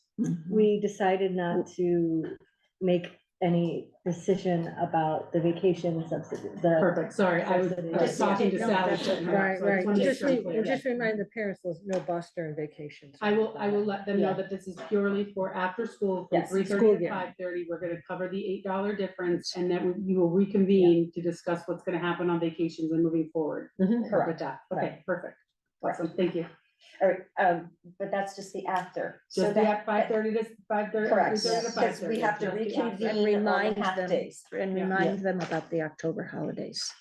Correct, I'm gonna send them the whole schedule Calendar so that they and can plan and make their judgment. I have it. I just printed out a copy. I was literally on my way in. I was like, oh. All right, and thank you so much. Of course. Yes. We she can't went thank above you. and Beyond That the is, call of that duty. is what we This do. one. Turns Yeah. around in 3 days. Yeah. So, It's, okay, moving on to our agenda, back to our agenda. The minutes of the August 13th regular meeting, they're in your packet. I guess I'd like a motion before we discuss. I'll move that. Thank you. Do I have a second? I'll second it. Okay. Now, discussion, I think I have some discussions about it. you missed. I'm sorry, it was, at one point there, if you watched the Zoom or anything, I started to laugh, for which I apologize, because you were trying to talk and we could not hear you. I remember that. Blah, when I was on it, yeah. I felt so badly. But you did manage to get, I connected via call as opposed to the Wi-Fi there, which is not. Oh, that's right, because you were away. I was camping. That's It right, was like in that's the right. middle I of heard you. okay. It wasn't like I was in like a A camera. cabin or something. All right, so what we have, we actually cannot act on these because there are only 3 of us now who were at that meeting. So we will table them. Table the minutes. I I will have take- edits to them. We can hold off on those too? Yeah. we'll Yeah, just- Okay. Table to no, oh, God, November, hold on, October. Okay. The, I have a procedural question. yes, one of, when we were approving the minutes at that last meeting, Mhm, I requested some recommendations. mhm. But I haven't seen the revised edits based on. Sharon, I'm on Sally, Sally jumped on my. Sally's on her phone. She had to Hey, leave. Sally. Hi, Sally. Yeah, she had to leave, so she's on her phone. So do we want to So- try to so- approve the minutes? So Yeah, we're, we so could, with Sally, yeah. Sally's on her phone, so do you have your Um, quorum? How about, Yes, she does. Yes, you do. yeah, Yeah, the only person that's missing is John Gabowski. Wait a minute. wait a minute. What I'm wondering is, who took these minutes? Jen. Jen? She's coming back. And No, Jen Verbanek did. Oh, Jen Verban, sorry. Too we many have, Jens. we have lots of Jens. Lots of Jens. Here for them. Yeah. And Jen Sabo, this is her. Second meeting. This is the second meeting, this is the first one. It's the first one of That's right, ours. Ours, this is different. All right, would you rather we table them anyway, so you can look and see, you're saying you think that your comments were not, No, that's not what I'm saying. oh, I do have edits I'm requesting if we do decide to. Are they, Okay. are they just typos or just? No, like, so I can. all right, Sally, are you on the minutes with us? Hello, Sally.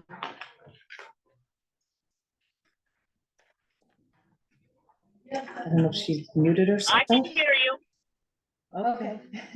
All right, minutes, we're trying to go through the August minutes. Okay. All right, so, Kate, So for discussion on the minutes, if that's okay. yes. Sections, there's two sections, section A2 and section A3.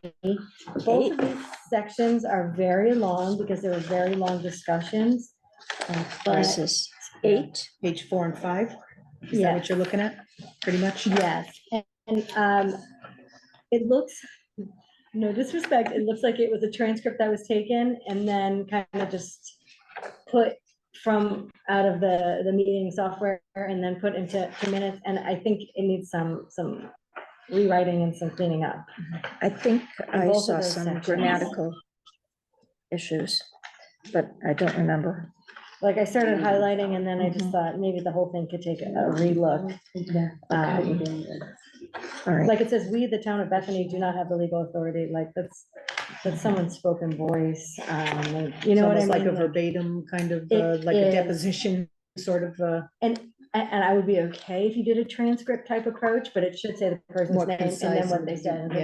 yeah. It's kind of like a stream of consciousness of like, as if they took the transcript of this meeting, it would be very confusing. Right. Actually, I believe that was all Vin's comments. I think those are, and that's, Yeah.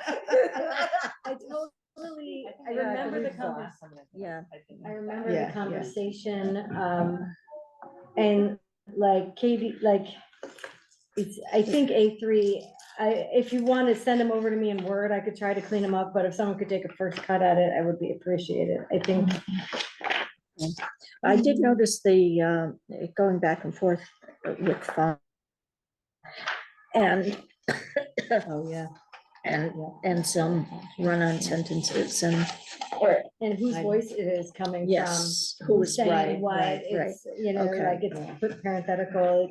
I think that Yeah, I those didn't two see need to these get cleaned up. Well, I think that whole paragraph was Vin, right? It's Yeah. very The possible. whole paragraph It is is Vin, too. Uh-huh. because It's I very remember him possible. saying that. so it could Yeah. have just. So it's said good that what they're he said. tabled until next, so we can.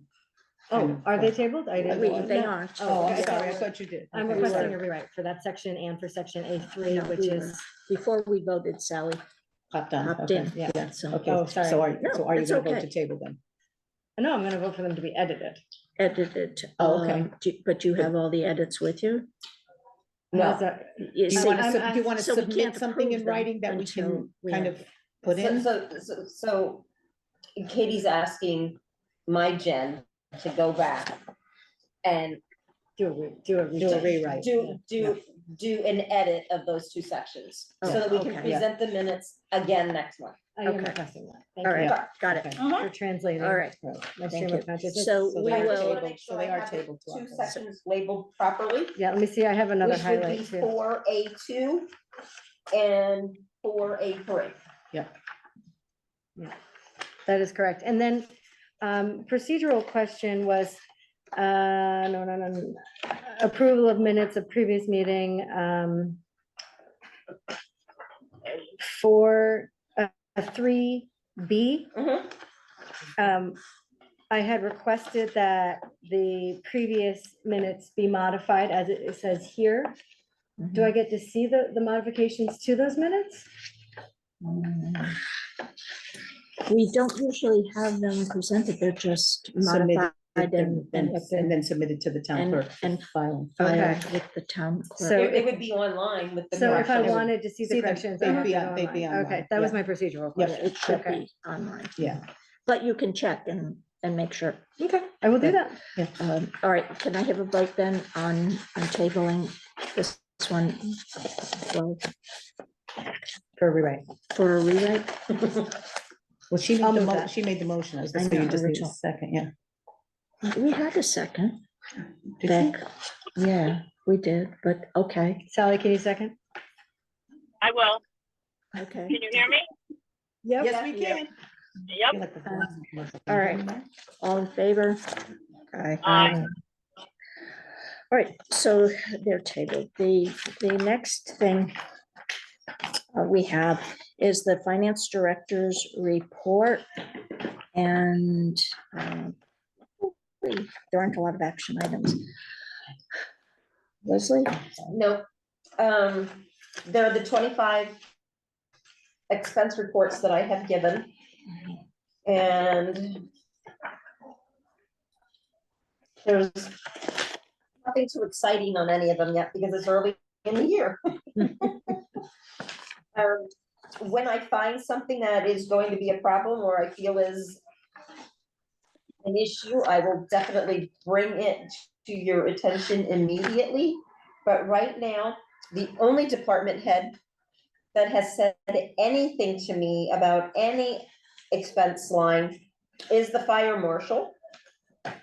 He has informed me that his office and miscellaneous line is not sufficient at $300 because each set of ink cartridges for his printer costs $300.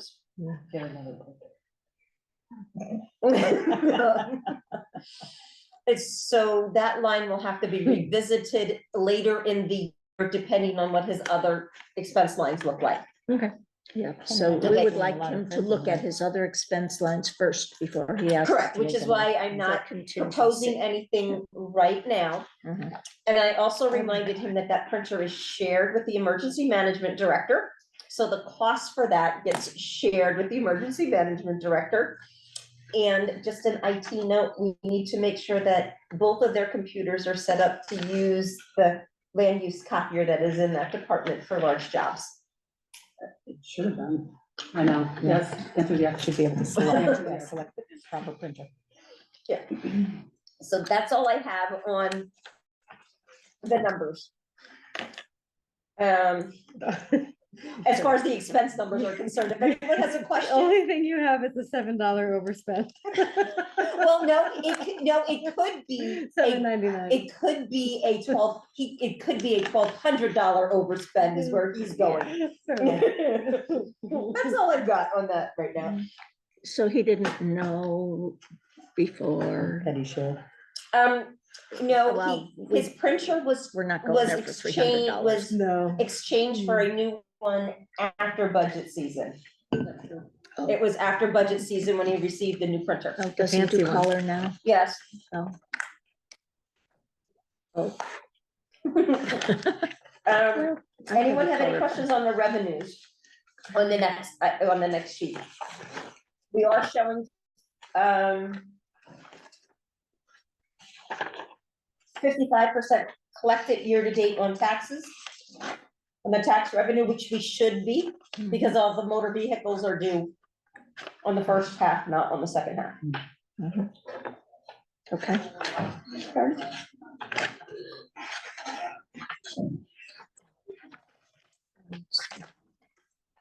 All right, did you, And the good news on this is, if you look at the back, the last page of it, page 13 on those numbers, mhm, it shows we are tracking in line with last year at this point. okay.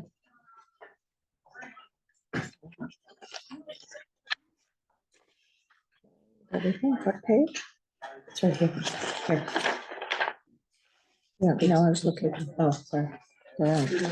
I don't know what's going on with my phone. I hit a button. I'm sorry.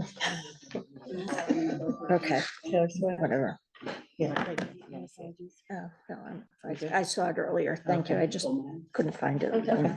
And the next page is just ARPA, and all it does is it shows that we added our decision, our funding decision at last month's meeting for the Historical Society.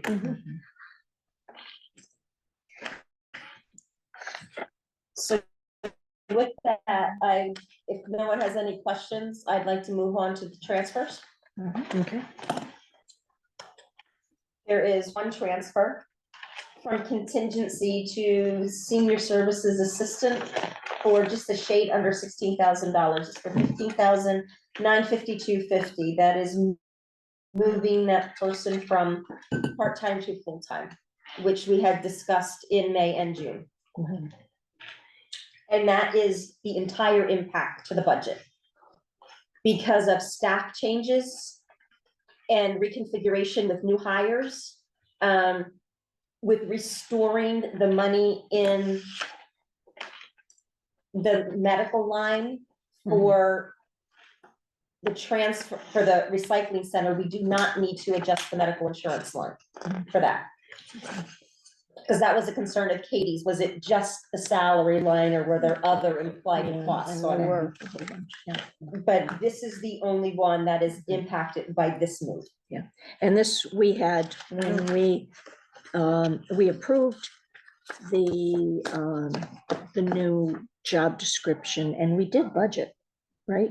Well, we did not budget for it. We budgeted for an increase in pay on a part-time, but not for the full-time. This is to add 2 days a week for the whole year. That's what that is. okay. That's what that All does. right, What group is this? Senior services, human services. human services, it probably shows up in there as senior service. Yeah. But the line isn't in the, It's a In budget single budget transfer, 9, 10, single page. 24. It's after the ARPA page? no, I no, no, understand no, that. oh, I'm no, just sorry, not seeing I'm it in the sorry. budget. Oh, Oh, sorry. no, wait, I will find it for you, Sorry about that. Katie. No, wait, that's a fair ask.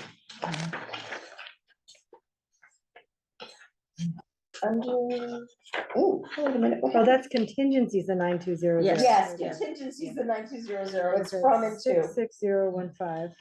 Yeah, it's taking that line from 24, it's, there's 24/7 budgeted on that line, we're adding the 15,952.50, Gonna bring it to like 40,000. yes.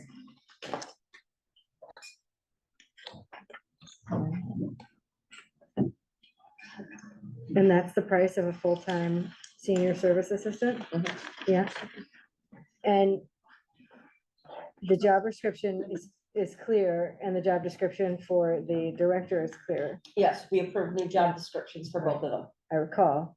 And the individual is fulfilling, Paula, the individual that this is, and the director are fulfilling the roles in Mhm. the human They're- services. yeah, They're doing their job. And we got a new bus too, just so as a Oh, they got a new reminder. bus? They got Oh, their it's new, gorgeous. was that a grant? No. Mm-mm, No. Budget, That was the budget. That's right. that was You were the- trying and New Haven Transit. Oh, yeah, they grant. switch it every 5 years and They something. wouldn't- There well, was, they just yeah, weren't coming through for us. yeah, that's right. Yeah, so she's got the new bus, so that's It's a nice bus. very helpful too. I see it out there, right? Is it bus? No, that's the Park and Rec van. one, yeah. that's the Park and No, Rec van. hers is a big, bigger, Because with the It's handicap, bigger. It's you kept, know, it's with kept the, in the garage, wheelchair lift in the when back. it's not in use. down at it's Center Station, so yeah, it's protected from the weather. Maybe picking me up one day. It will not be picking me up. It'll last that long. Maybe it will, who knows? That would be great. You never know. Yeah, those things do right. last. So you want us to transfer that? Yes, I would like you to approve that transfer. Okay, so I would like a motion to transfer the amount of 15,952.50 from the contingency to the senior services, human services assistant line in the budget. I'll make that motion. Thank you. Do I have a second? I'll second. Okay, we have a second. We've already discussed it. What do you All in say? favor? What do you say? I Really? guess that was a yes.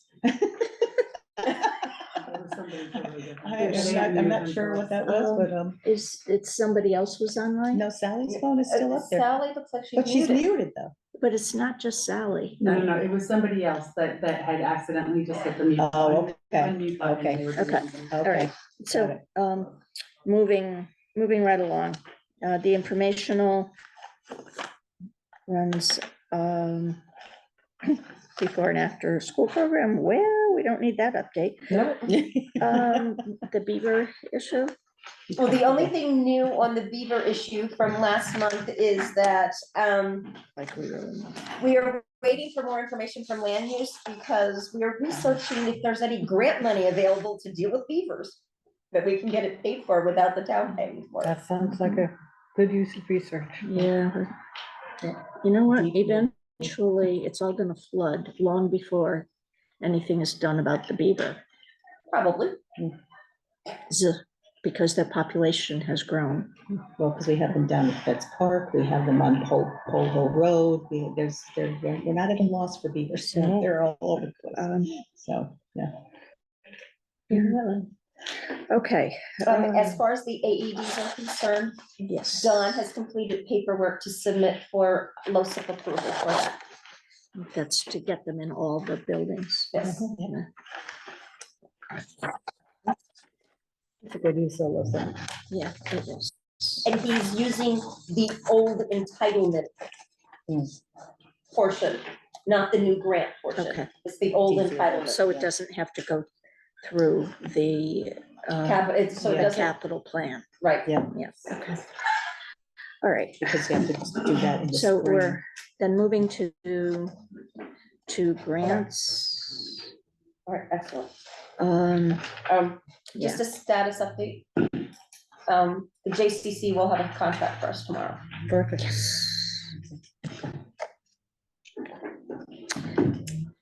Will the town of Bethany will sign a contract? Yes. So we'll have legal take a quick look at it to make sure. Yes, that well, that's everything what is- she just said. everything So we is- have a contract, but we have to have our legal check it, then And then they'll review come it, over your and check it. legal, but But, in the meantime, why don't we start getting some of the. Yeah, so you can applications get Yeah. the The paperwork to medical the people paper. and stuff.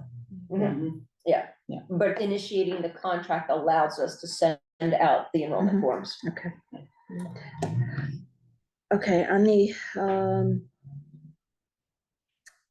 let's see, On the grants? is there really anything? No, the only thing is, I just wanted, last month when I had mentioned about the new rules with LoSiP, with it now being a grant, I just everyone to have the instructions, the guidelines. I wasn't sure if everyone had received that. That's why it was part of the packet as an attachment. Okay, yeah, thank you.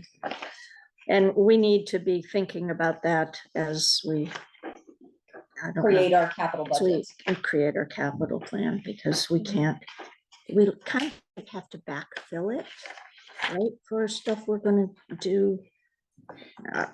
That's why understanding it doesn't just go, you call them up and say, I've got a LoSiP thing like God It's a used to different do, process now. and they just say, go for it, Yeah. send us the bills. Yeah. Okay, do you want me to pick up on the I think we go to the chairman's report. chairman's report? Okay, Amity, okay, so the state did something, I think I might have told you last month, that they passed a law about what to do with surpluses, and that they were requiring this applies only to regional systems, requiring them to change it from a capital projects fund to an educational expenditures fund that they could now use for operational expenditures. Yeah, instead of designated For capital capital, project. which had the intent of obviously reducing future potential bonding. Okay, anyway, they changed it because they had to. They had over $2 million surplus. Well, they say that they don't have general funds, so they have to budget essentially for a surplus. That's why that's the rationale behind creating that, changing that fund from capital To OpEx. to operation. Yeah. However, our system doesn't need it. So what they did though with a $2 million surplus, when only 1 million of it could be shuttled into this fund, they took the 1,090,000 or whatever it was, and actually designated it, because that was going to make everybody happier, for use for a project, a media center refit for the high school. And if there was anything left, they would go to the middle schools. They've actually applied for a grant. And if the grant reimburses that fund, they will then designate those funds all for the middle school media center refits. So, okay. You said it hadn't been done since 97. It seems okay, except there were a lot of awfully new tables, hardware, software, no books, so I don't know. I have a feeling there's been a lot of stuff moving around, but anyway. Okay, so the other $1 million in a previous world would have been given back to the towns, but instead it's going to be used to reduce how much we pay Next year. This year. Okay. Well, Yes. The spring payments. Yeah. in the spring, because the audit won't be done till It's after their audited books. November. And when the audit is done in November, then they will apportion it out so that in sometime during the first quarter, we won't have to make a payment. But meanwhile, we've already appropriated that money. So we will encumber it and carry it over. So, so that we don't tax people twice for the same thing. No, actually, it will not work that way. I thought it was gonna. No, the unspent money will have to roll into the general fund But with the then- audit, and then after the audit is complete, I will know the dollar amount, and then this board Yeah, can vote to assign it for a specific purpose. Okay. Which would take it out of the general fund and put it Put as it an in the- assigned. assigned, not encumbered, assigned, but so that it doesn't count as part of the unassigned general fund that is part of our percentage that we have to maintain. Okay. And the grant committee. So I would like to request that we hold, those of us who are interested in having a focused discussion on this, schedule a special meeting, because we just never get to it until we are used up our mental resources. Let's do it. I agree. It's important. And it's It's proactive. important, and we've said we wanted to do it, and Jen gave us this really cool compilation of things from larger communities and smaller communities, and about process and about mission and all kinds of cool things. So we need to go through it and decide what we think we want to do. And I'd like to see us do it fairly soon in our free time.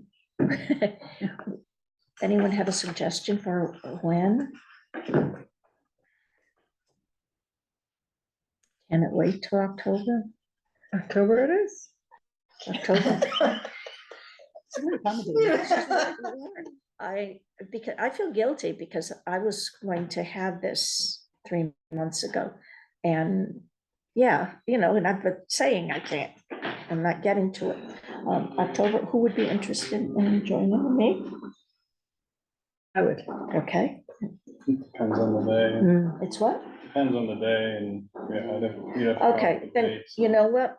We will schedule a special meeting and I'll invite everybody. Okay. Okay, and if you can come, you come, and if you don't, you don't. Is there a day of the week that's better for you? I mean, barring any future disasters and stuff, like, I feel like it could be something to get to in a regular meeting. I mean, we chewed up an hour and a half with that first section. So barring any more, Surprises? yeah, if you want to put it that way. I feel like it'd be, I just hate having all these separate meetings. I don't like doing that, but I also don't like being here till 10:30 and 11, Right. so, and the brain stops working on that. Is there a better night of the week? For me, Mondays are the best night. The for best night. Kids' activities, yeah. Oh, wait a minute. No, As- it's the as best in they night. don't, They don't they don't have have kids. one. Okay. Mondays work well for me. Yeah, I can do Mondays. you can do Mondays. Okay, then those of us who are here get to vote. It will be a Monday. Would you rather it's towards the end of September or Yeah, that's fine. before or after our October meeting? See, too many choices, too many decisions, right? Let's, think there should be before. three more Mondays. Yeah, left. why Before our not? Thursday. There should be more Mondays left in the month. The 30th is a Monday, the 23rd or 30th, I guess. So the first, 30th, okay, 30th, The next night is go to see it for me, just so.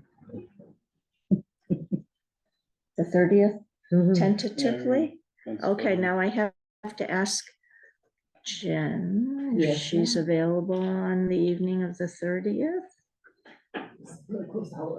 What? No, it's No, not September September. I did the same thing. I was like, the 30th is no good. There is no It's 31st. Halloween, I did come the on. same thing. Okay. And Leslie? There's nothing on my Yes. calendar for that date yet. Yes, okay. The So end of let's the hope month. it stays that way. No, we just, I can't do it Okay. tonight. September. Yeah, No, I, we cannot do it tonight. Yeah, no. we're 2 hours into this I know. and this needs focus and attention. It does, it does. So it'd be- It's I the only will- item on the agenda, so it'll be Can easy I to just focus. add though, that and I totally get that and I appreciate it. At some point though, our grants are getting very, very complicated because this is not COVID time anymore, where they were just like, here's money, and, we'll just pay you out and we'll just get the money and all things. Now they're getting very, very complicated. Mhm. I am just one person, so it would be really, really great to have a committee. We I'm just are, gonna preface that. Oh, okay. I was like, where's she going with this? I really could Okay. use but I think additional that's value important. and support behind these grants. I was listening to people tonight saying, oh, well, someone else can manage these park and rec things. There are no somebody else's. I don't think people We're realize maxed out to that the- this yeah. organization is one person thick, just saying. Well, I took over a lot of those pieces right now, for like the same, like water But you samples have and to all things, I offload can't, like, right, no, so I need to, You cannot, those things need to go somewhere. weekends are not supposed to be spent I working agree. understand. 20 hours a day on something. else. I'm getting some serious comp time. Okay, all right, the 30th, what's a good time? Mars, by then will it be dark earlier? Will that make a difference? No, No? just Oh. schedule a time and I'll see Yeah, what happens. 7? Yeah, sure. 7? Okay. 7? Okay. Um, Jen, it would be really helpful if you would resend that thing. I think you might have only sent it to me. Yeah, I probably did. Okay. Because we were talking, so. All yeah, right, for sure. so Send it then, to the whole board? yeah, send it to all of us and It's in the Jen. packet? This one? Yeah. Sure. Everybody It was has in it in the all- packet. Oh, it's in Everybody this has it packet? It's in the packet, It's yeah. at the very end, yeah. Yeah, we added it to the packet last month and then I resent it this Okay. month. All right. It's I'm at the end of the sorry. packet. I so- don't look But- at what gets sent. Our I look at what, proposed grant committee? yeah. Yes. All right. So bring this pile with you. I'll save extra copies Oh. just in case, because we got extra Okay. packets. Okay. Oh, hi Sal. Sally, can you unmute yourself? Are you good with the 30th of Where is September? Unmute. She Oh, can't. she can't. Oh, She's probably on. Okay. There you go. Okay. Yes, I'm good with the 30th at 7. Okay, thank you. Great. All right. Thank you. If you have to chat in. Yeah. Sign language, something we Okay. can. All right. Where are we after that? Me? Okay. Yep. Quick, I just want to thank Jen again for an amazing job she did this weekend. I mean, yeah, I can't even thank you enough. It was crazy. Everybody was on phones and doing whatever. And a couple of people didn't pan out quite the way we would have liked, but yours clearly panned. JCC people should be getting the accolades. not Yeah, me. no, you, They're amazing. you did it. This week, Tilcon started paving the 4 roads that were scheduled, which are Tollgate, Almar, Judd Hill, and Oak Ridge. And the weather is cooperating with us. They are not very long roads, so Don is hoping that they would get them done this week, if not definitely by next week. What was the last one? Oak Ridge, Oh, okay. it was Thank you. Tollgate, Almar, Yeah. Judd Hill, and Oak Ridge. Okay. And as, I don't know if any of you saw which way you come from, but the back parking lot is, I'm pointing to the front. The back parking lot is now totally painted and with spots, and actually, most of us parked back there today. It looked like nobody was working because the front parking lot was pretty much empty. Everybody took advantage. But it's great that it's happened now, because the first week or so, with not having that extra spacing for staff to be back there, people were parking down the sides of the driveway, and it was getting a little precarious with buses and stuff. So now hopefully that alleviates some of the problem with having staff in the back and having more spaces available. Other than that, those were just quick things off the top of my head that we need to try to move forward with other stuff as Okay, quickly as possible. Leslie. Oh, I thought you were done. I am done. Oh, okay. Yes. Oh, Are we moving on to 8? yeah. You are, yes, I'm sorry, yes, I'm sorry. My apologies. Well, one thing that this park and rec situation has taught everyone that works in this building is how stretched we all are and how thin the management is. We really need to look at our organization chart and figure out what is appropriate staffing, full-time, part-time, for every department. The best way to do that would be to have an outside organizational consultant come in and do it. But that's gonna cost money. Tried bringing that up at the board of selectmen meetings, but got defeated. We were, yeah, They don't get to make the money choice. No, but it was just even getting them to agree to the concept, I know. so. Even though they had actually at one meeting agreed to the concept. Because I went back and looked in the minutes and they had agreed, but that's all right, you know, yeah, whatever. But I think if we're going to address this, we need help. I think we need help. I don't know, I just look at what's going on, you know, the last, I don't know, a couple of months, and what Jen has been trying to get done, and how many different things cross her desk. And it's like everything goes through there, everything. And trying to find an assistant for her has not been the easiest of tasks either.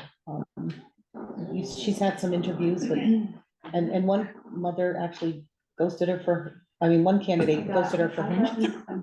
Employment catfish. So that's all I'm gonna Yeah.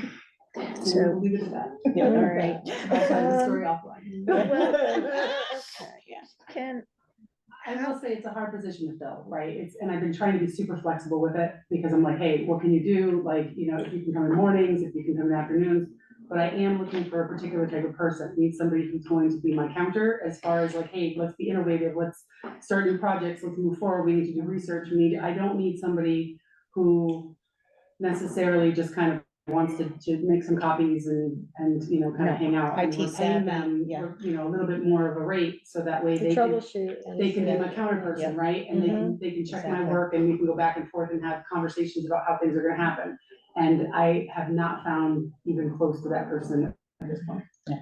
And I'm not willing to So, train somebody that I feel like I have to then micromanage. Mhm. So it's one more task for me to do. Yeah. So I would rather do it myself than have to micromanage someone else. I would, I think we need to find someone with professional level credentials. I've been watching Leslie going nuts also with all the stuff that she has, and it has occurred to me that perhaps I'm not big on position sharing, but perhaps one appropriately professionally credentialed person who they could share. Because there are things that they're both involved in, like the grants. So you're talking another full-time person? Yeah, I am. No, I just trying to am. clarify. I am was just trying to for, clarify. not, until the 2025 budget maybe, but if we can start finding people or looking for people with, yes, higher paid credentials, yes. But, Is it someone with a finance background or a well, legal if you background? get, honestly, if you get someone with an MBA with the right MBA, they could fill in both places. If you get somebody young with an MBA, you might even get them more at a lower rate than you should have to pay for an MBA. Yeah. Right? I At believe least less you're figuring experience. that out. My company didn't do that for me. so thank you for Speaking to the MBA who's taking minutes for us, by the way. I am an MBA, yes. Well, Yeah. She's I happy already what do she's saying. with the position You you're already talking have about, the I same already do that in the company now, so I do a lot of projects and a lot Yeah. of project management, so I do a lot of that stuff, so Yeah. I feel the pain. Believe me, I do. Okay. You can always use another gem, I'm just saying. Yes. Yeah. Seems to If the be a dollar- prerequisite for jobs. You gotta be genuine. Okay, but anyway, this HR analysis that we want done is part of both A and C, only who's gonna do it? Since I have been on the Board of Finance, the We salary, want this the done. salaries have only gone up astronomically. Headcount has gone up, and Mhm. I don't see any more productivity out of the town. I don't see any more managerial oversight. I don't see the money that we're spending on increase in salaries. I don't see. I don't see, generally speaking, a total benefit. I don't know if And it's hard to quantify because people work very hard around here. She wears so many hats. I have other people, shared assessor clerk and tax clerk, and today everybody's working all day long. It's not something I can show you on a piece of paper, but everybody works very hard around here. Katie, I would say that there's some data that could be had, right? Like, I think that there's pieces that we need that could help with hiring and recruiting and things of that nature. And from my perspective is that going back to having, I've been the proponent of having an outside person come in. I think some things that we do at the town hall where they're in positions where there was a ton of paperwork that were coming in and we didn't have internet, or that there was a lot of research being done that couldn't, be done online. And now we're paying for things online and packets are done online and people are coming in and just submitting and things of those natures. And so what is that person now doing that they're not doing that? And I'm just And so- you're saying only a consultant can make that call. I'm not saying that. I think that from what we currently have working here, I don't think that there's anybody that's gonna be able to make, Like our, Have our the- first have- select woman, for example. Paula. having I a think this is your conversation job. without a personal attachment or an emotionally charged conversation. I think that it's helpful to have that exterior person come in because they don't know us. They don't have any kind of relationship with us. They can look at the job itself and say, Objectively. listen, this is what they should be doing. I don't care that so-and-so's worked here for 15 years. I appreciate that, but this is what they should be doing. This is where the productivity should be. And maybe, I'm not saying lose jobs, whatever, I don't want anyone to get scared. I'm saying that maybe this would be more fitting over here. Or they could be doing this, or they could be, you know what I mean? And you can I start having totally that. understand what you're asking, what you're Yeah, saying. Yeah, I and think so the leader should do that. that's I where I'm agree. coming from. I just A don't, I think you strategic need to take the leadership emotion position and the should be person different. out of it and look at the job. And that's hard to do when you work with people. Someone who's objective and doesn't have that emotional or personal attachment to anybody or anything in the building. I mean, I worked for Yale for almost 30 years, and we always hired outside people to review our departments. Our director obviously could have done the job, but it's biased. It's not, they always had an outside person. You know, and that's how it worked. I certainly have seen management hire Outside people. outside consultants. And But I've sometimes it also- works and sometimes And we it's spend a lot of a, money, I mean, don't get me wrong, there's it pluses doesn't and minuses yeah. to it, but I believe in a small town, when we're paying our first select woman nearly $100,000, that they would have that strategic visioning ability.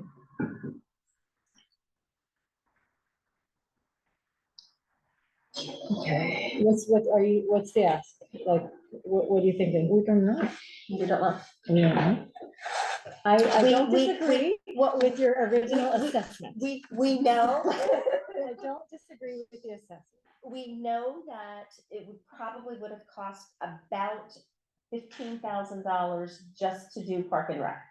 No. No, No, no, no, that Oh, with was- $6,000, I'm It's sorry. a little over $6,000, but here's the thing, so this was also because I was trying to expedite it, because we were trying to figure the things out. He wanted to kind of come in and, you know, take his time and like, hey, I'll give you a couple, 4, 5, 6 weeks, and I'm like, that doesn't work for me. So he was gonna come in a 2-week period, do the whole turnover and everything else, so obviously the price went up.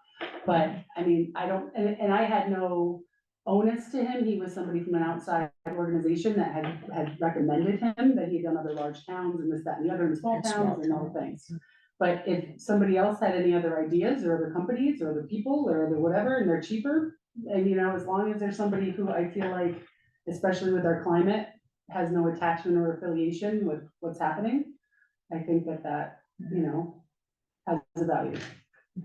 He was, one of the things that he was going to do, which at that point in time was absolutely critical, was do an assessment for what policies and procedures are in place, what things need to be backfilled, what things need to be done, going forward. And that was all going to be part of it, and essentially an assessment of what do standardized versions of this department do, what are their tasks, how do they do things, and essentially assess us against that standard.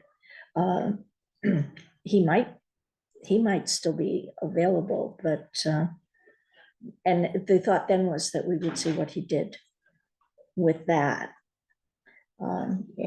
Next started doing that, but I don't know. The selectmen were not interested in finding out what needed to be done, looking forward in Park and Rec. Excuse me if my frustration is coming out, looking forward, how, not just what happened, but how to fix it.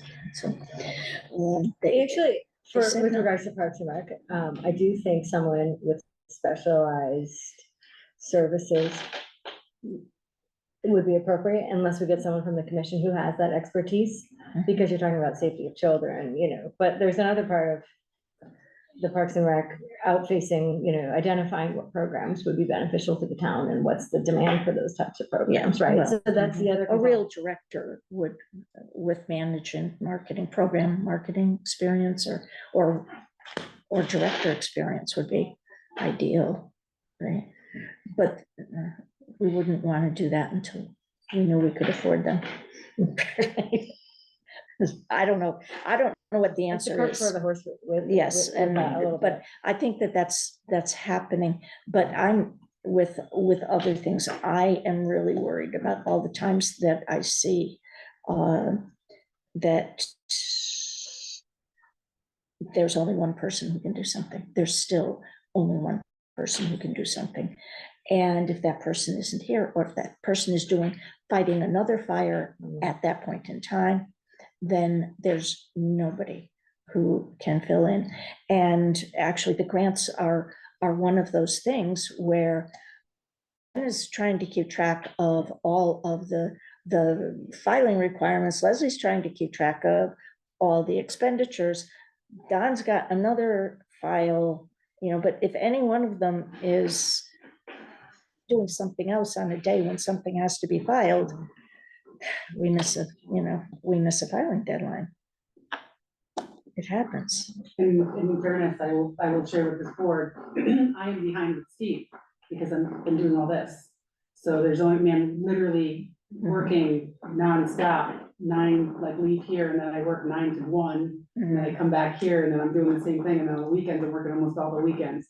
That's been for like the last 6 weeks.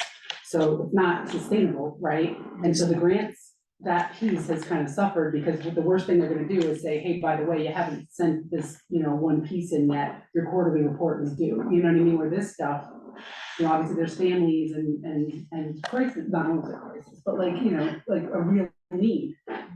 So what do? One has to give when something else happens. There's just not enough to fill it. And I was out.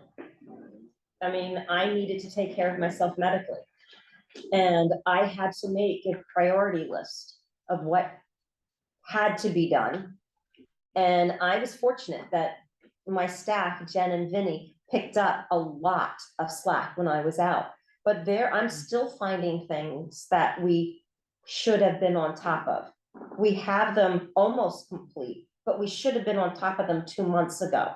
But because I wasn't here in a full-time capacity, it got moved down the priority list and we're catching up. Because this afternoon, I realized that I needed to be a little clearer in part of my training procedures. But I didn't realize that I was lacking in something until we hit a wall on getting information to put together for tonight, as far as the revenue was concerned. So I'm like, ooh, but if I had been here the whole time, I would have known that. I had to step back and I just, it's not that I assumed that everything was running smoothly. I just didn't prioritize the proper training of my people because I had to prioritize my health. And that's going to happen in other departments at other times. So yeah, if there's only one person that can do certain jobs, they're not gonna get done if we're not here. And it's okay if we take vacation for a week, we can get by on that. But if we have someone that is going to be out for an extended period of time or on a reduced capacity for an extended period of time, we're gonna run into problems. So that's why it is important that we figure out what the proper staffing is. Cross-training.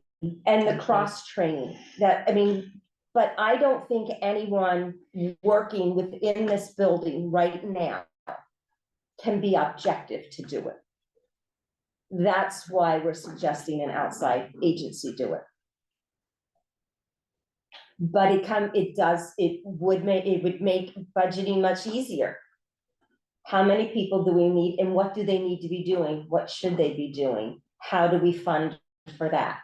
Makes it easier. If we have a department that has 4 people in it and we don't need 4, well, how can that one person be repurposed somewhere else? But we can't, those of us working here day to day can't make those decisions easily because of personal bias or longstanding relationship or whatever. It would just be easier coming from an outside person. because they look at it objectively. And it would be something, because you just mentioned before about budgeting, it is something that you potentially would want to do in the next 2 to 3 months, because once you start the budget season, then you want to know, are you potentially looking for Yes. people, additional more people. bodies, or is someone going to be split between a different, 2 departments with a new assignment or something? Yeah. So that. I think it's really one of the things that we besides the individual job analysis is having a performance evaluation process so that everybody doesn't get an across the board peanut butter raise that has nothing to do with performance. And But people why do you should need have a performance consultant evaluation. To put in performance evaluations. Or just to have maybe an evaluation form A that's across performance the board. evaluation's a good idea, isn't it? Katie, Don't I'm you gonna add to that when I brought It's a up. great idea. I mean, it's like. Yeah, it's like, I think part of it is that we, again, it's when you don't have a lot of bandwidth as it is to add those pieces to that actually have value, right? You can fill them out, but if you're not gonna actually use them, or they're not set Or up actual correctly, goals that they're gonna measure get shoved in a performance. folder Yeah, that yeah, no one's gonna look of at, so course, it's kind of a yeah. waste. But I don't disagree at all. But I think the other piece to it, if it really makes sense, is that, I mean, at other meetings, internal people, their integrity has been questioned on whether or not, there's somebody that is like honest enough, or, has enough, professionalism to carry it out. That's been put in question at other meetings. And so I think that at this point, especially with the current climate, it's better to come from an exterior than it is from interior. so we should be seriously thinking about this, because it has to happen. And if we have to find a way to have it happen. I think it needed to happen a long time ago. So it's just, Yeah. we Is it waited something till that you would it became. How many years? advertise for? 10 years ago, Mhm. we were trying to get this done. Yeah, I think so. Yeah, anyway, okay, that's. I need to And- really think about how I feel about this, to be honest with you. I understand what you said. It took me to decode your message then. I understand what you're saying.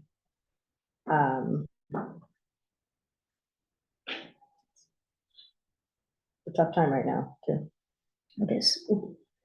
Okay, let's see. I don't know. Do you have any thought? I don't want to take over the meeting with my thoughts. I mean, I agree with you, but also, I mean, Board of Selectmen haven't passed anything, so there's nothing for us to really talk about anyways, as far as hiring outside counsel, but Well, I think it is a tricky situation, and the thought about hiring more people, I mean, this is, or being stretched thin, or there's one person that does each job, I mean, this is the struggle of any small business, except a small business can't just hire someone and tax people. Like, That's if I hire another person, I gotta have that money. Mhm. Or that justification. It's a lot easier to grow the bureaucracy than a small business. So I mean, it's similar, I would say that. But I think just hiring people for the sake of hiring people, I think we need to get organized before just hiring more people. I agree with But you. it's, having that extra help for someone that goes on extended leave, sure, that'd be great to have, but like, then do you have too much help? I'm not sure that with one exception, that there are any departments here that could ever have too much help. Like, you can't have someone on standby that can do Leslie's job. That's never gonna happen. No, that's why I was saying maybe somebody who was like well. The other thing is, I feel like this is another situation like today where the selectmen can't get something through and they're trying to push it through the Board of Finance, it not push it through, but trying to get us to say, yes, we're in favor of it. You know what I mean? We can do what we can do, but we can't do all of it. Well, that's my point. If the Board of Selectmen haven't passed it, like, we shouldn't spend a half hour No, talking I'm about happy it, about really. Like, Yep. I agree Good there's a point. problem, but Think discussing the about it. merits or Mhm. against is kind of, But well, depending on which problem you're talking about, if they had been willing to have somebody come in and look, then we would know where we would have weaknesses and we would know how to address them. Right? It's the lack of information. Yes. Mhm. All right, we're burned out, we're done, right? You have to, you could. Yes, well, that's just something we need in our files. We don't have them.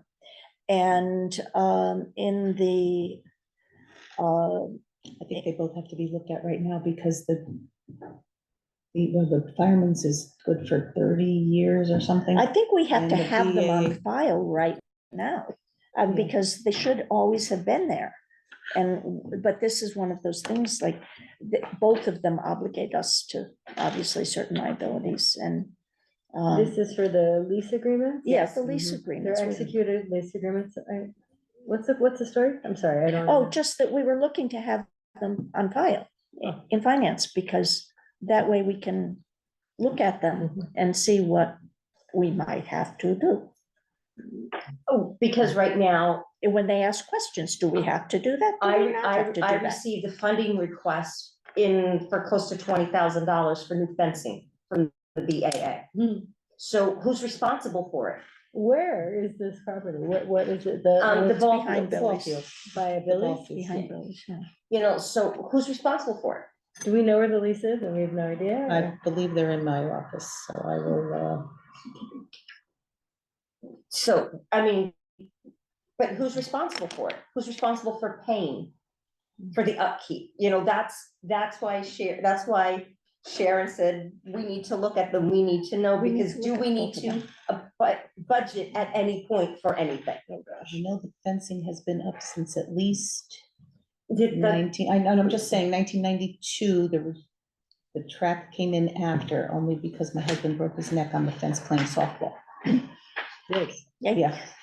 Yeah, so that's why I know, that's why I know how old the fence is. All right, so maybe for the next month, we can see the Yeah, lease I'll- agreement and I'll, then. Yeah. I'll pull them up. Okay. So Sharon, October 8th, I know I'm gonna be in Nashville judging pharmacy papers, Mhm. but that's an hour difference, right? So if our meeting's at 6:30, this would, Be Nashville would be at 5:30. 5:30. Mhm. So I might be okay to zoom in, but I'll let you know. Okay. All right. Dinner time. I am thinking that next year we go back to 7 o'clock. 6:30 is rough. Yeah, it is rough. I mean, sorry, it's okay, but, you know, It's okay, but it's rough. but it You goofs up like my it or you dog's don't? schedule, because he eats at a certain time, and if we eat before him, he's pacing. Saying, where's my dinner? So, I know, but starting early means, I don't know. I thought we would get out earlier, but. Yeah, that Well, doesn't that, seem that to be got, happening. that got a little sidetracked. My- tonight. But That got a little but sidetracked. it happens every time, and we just really need a breather before we start budget.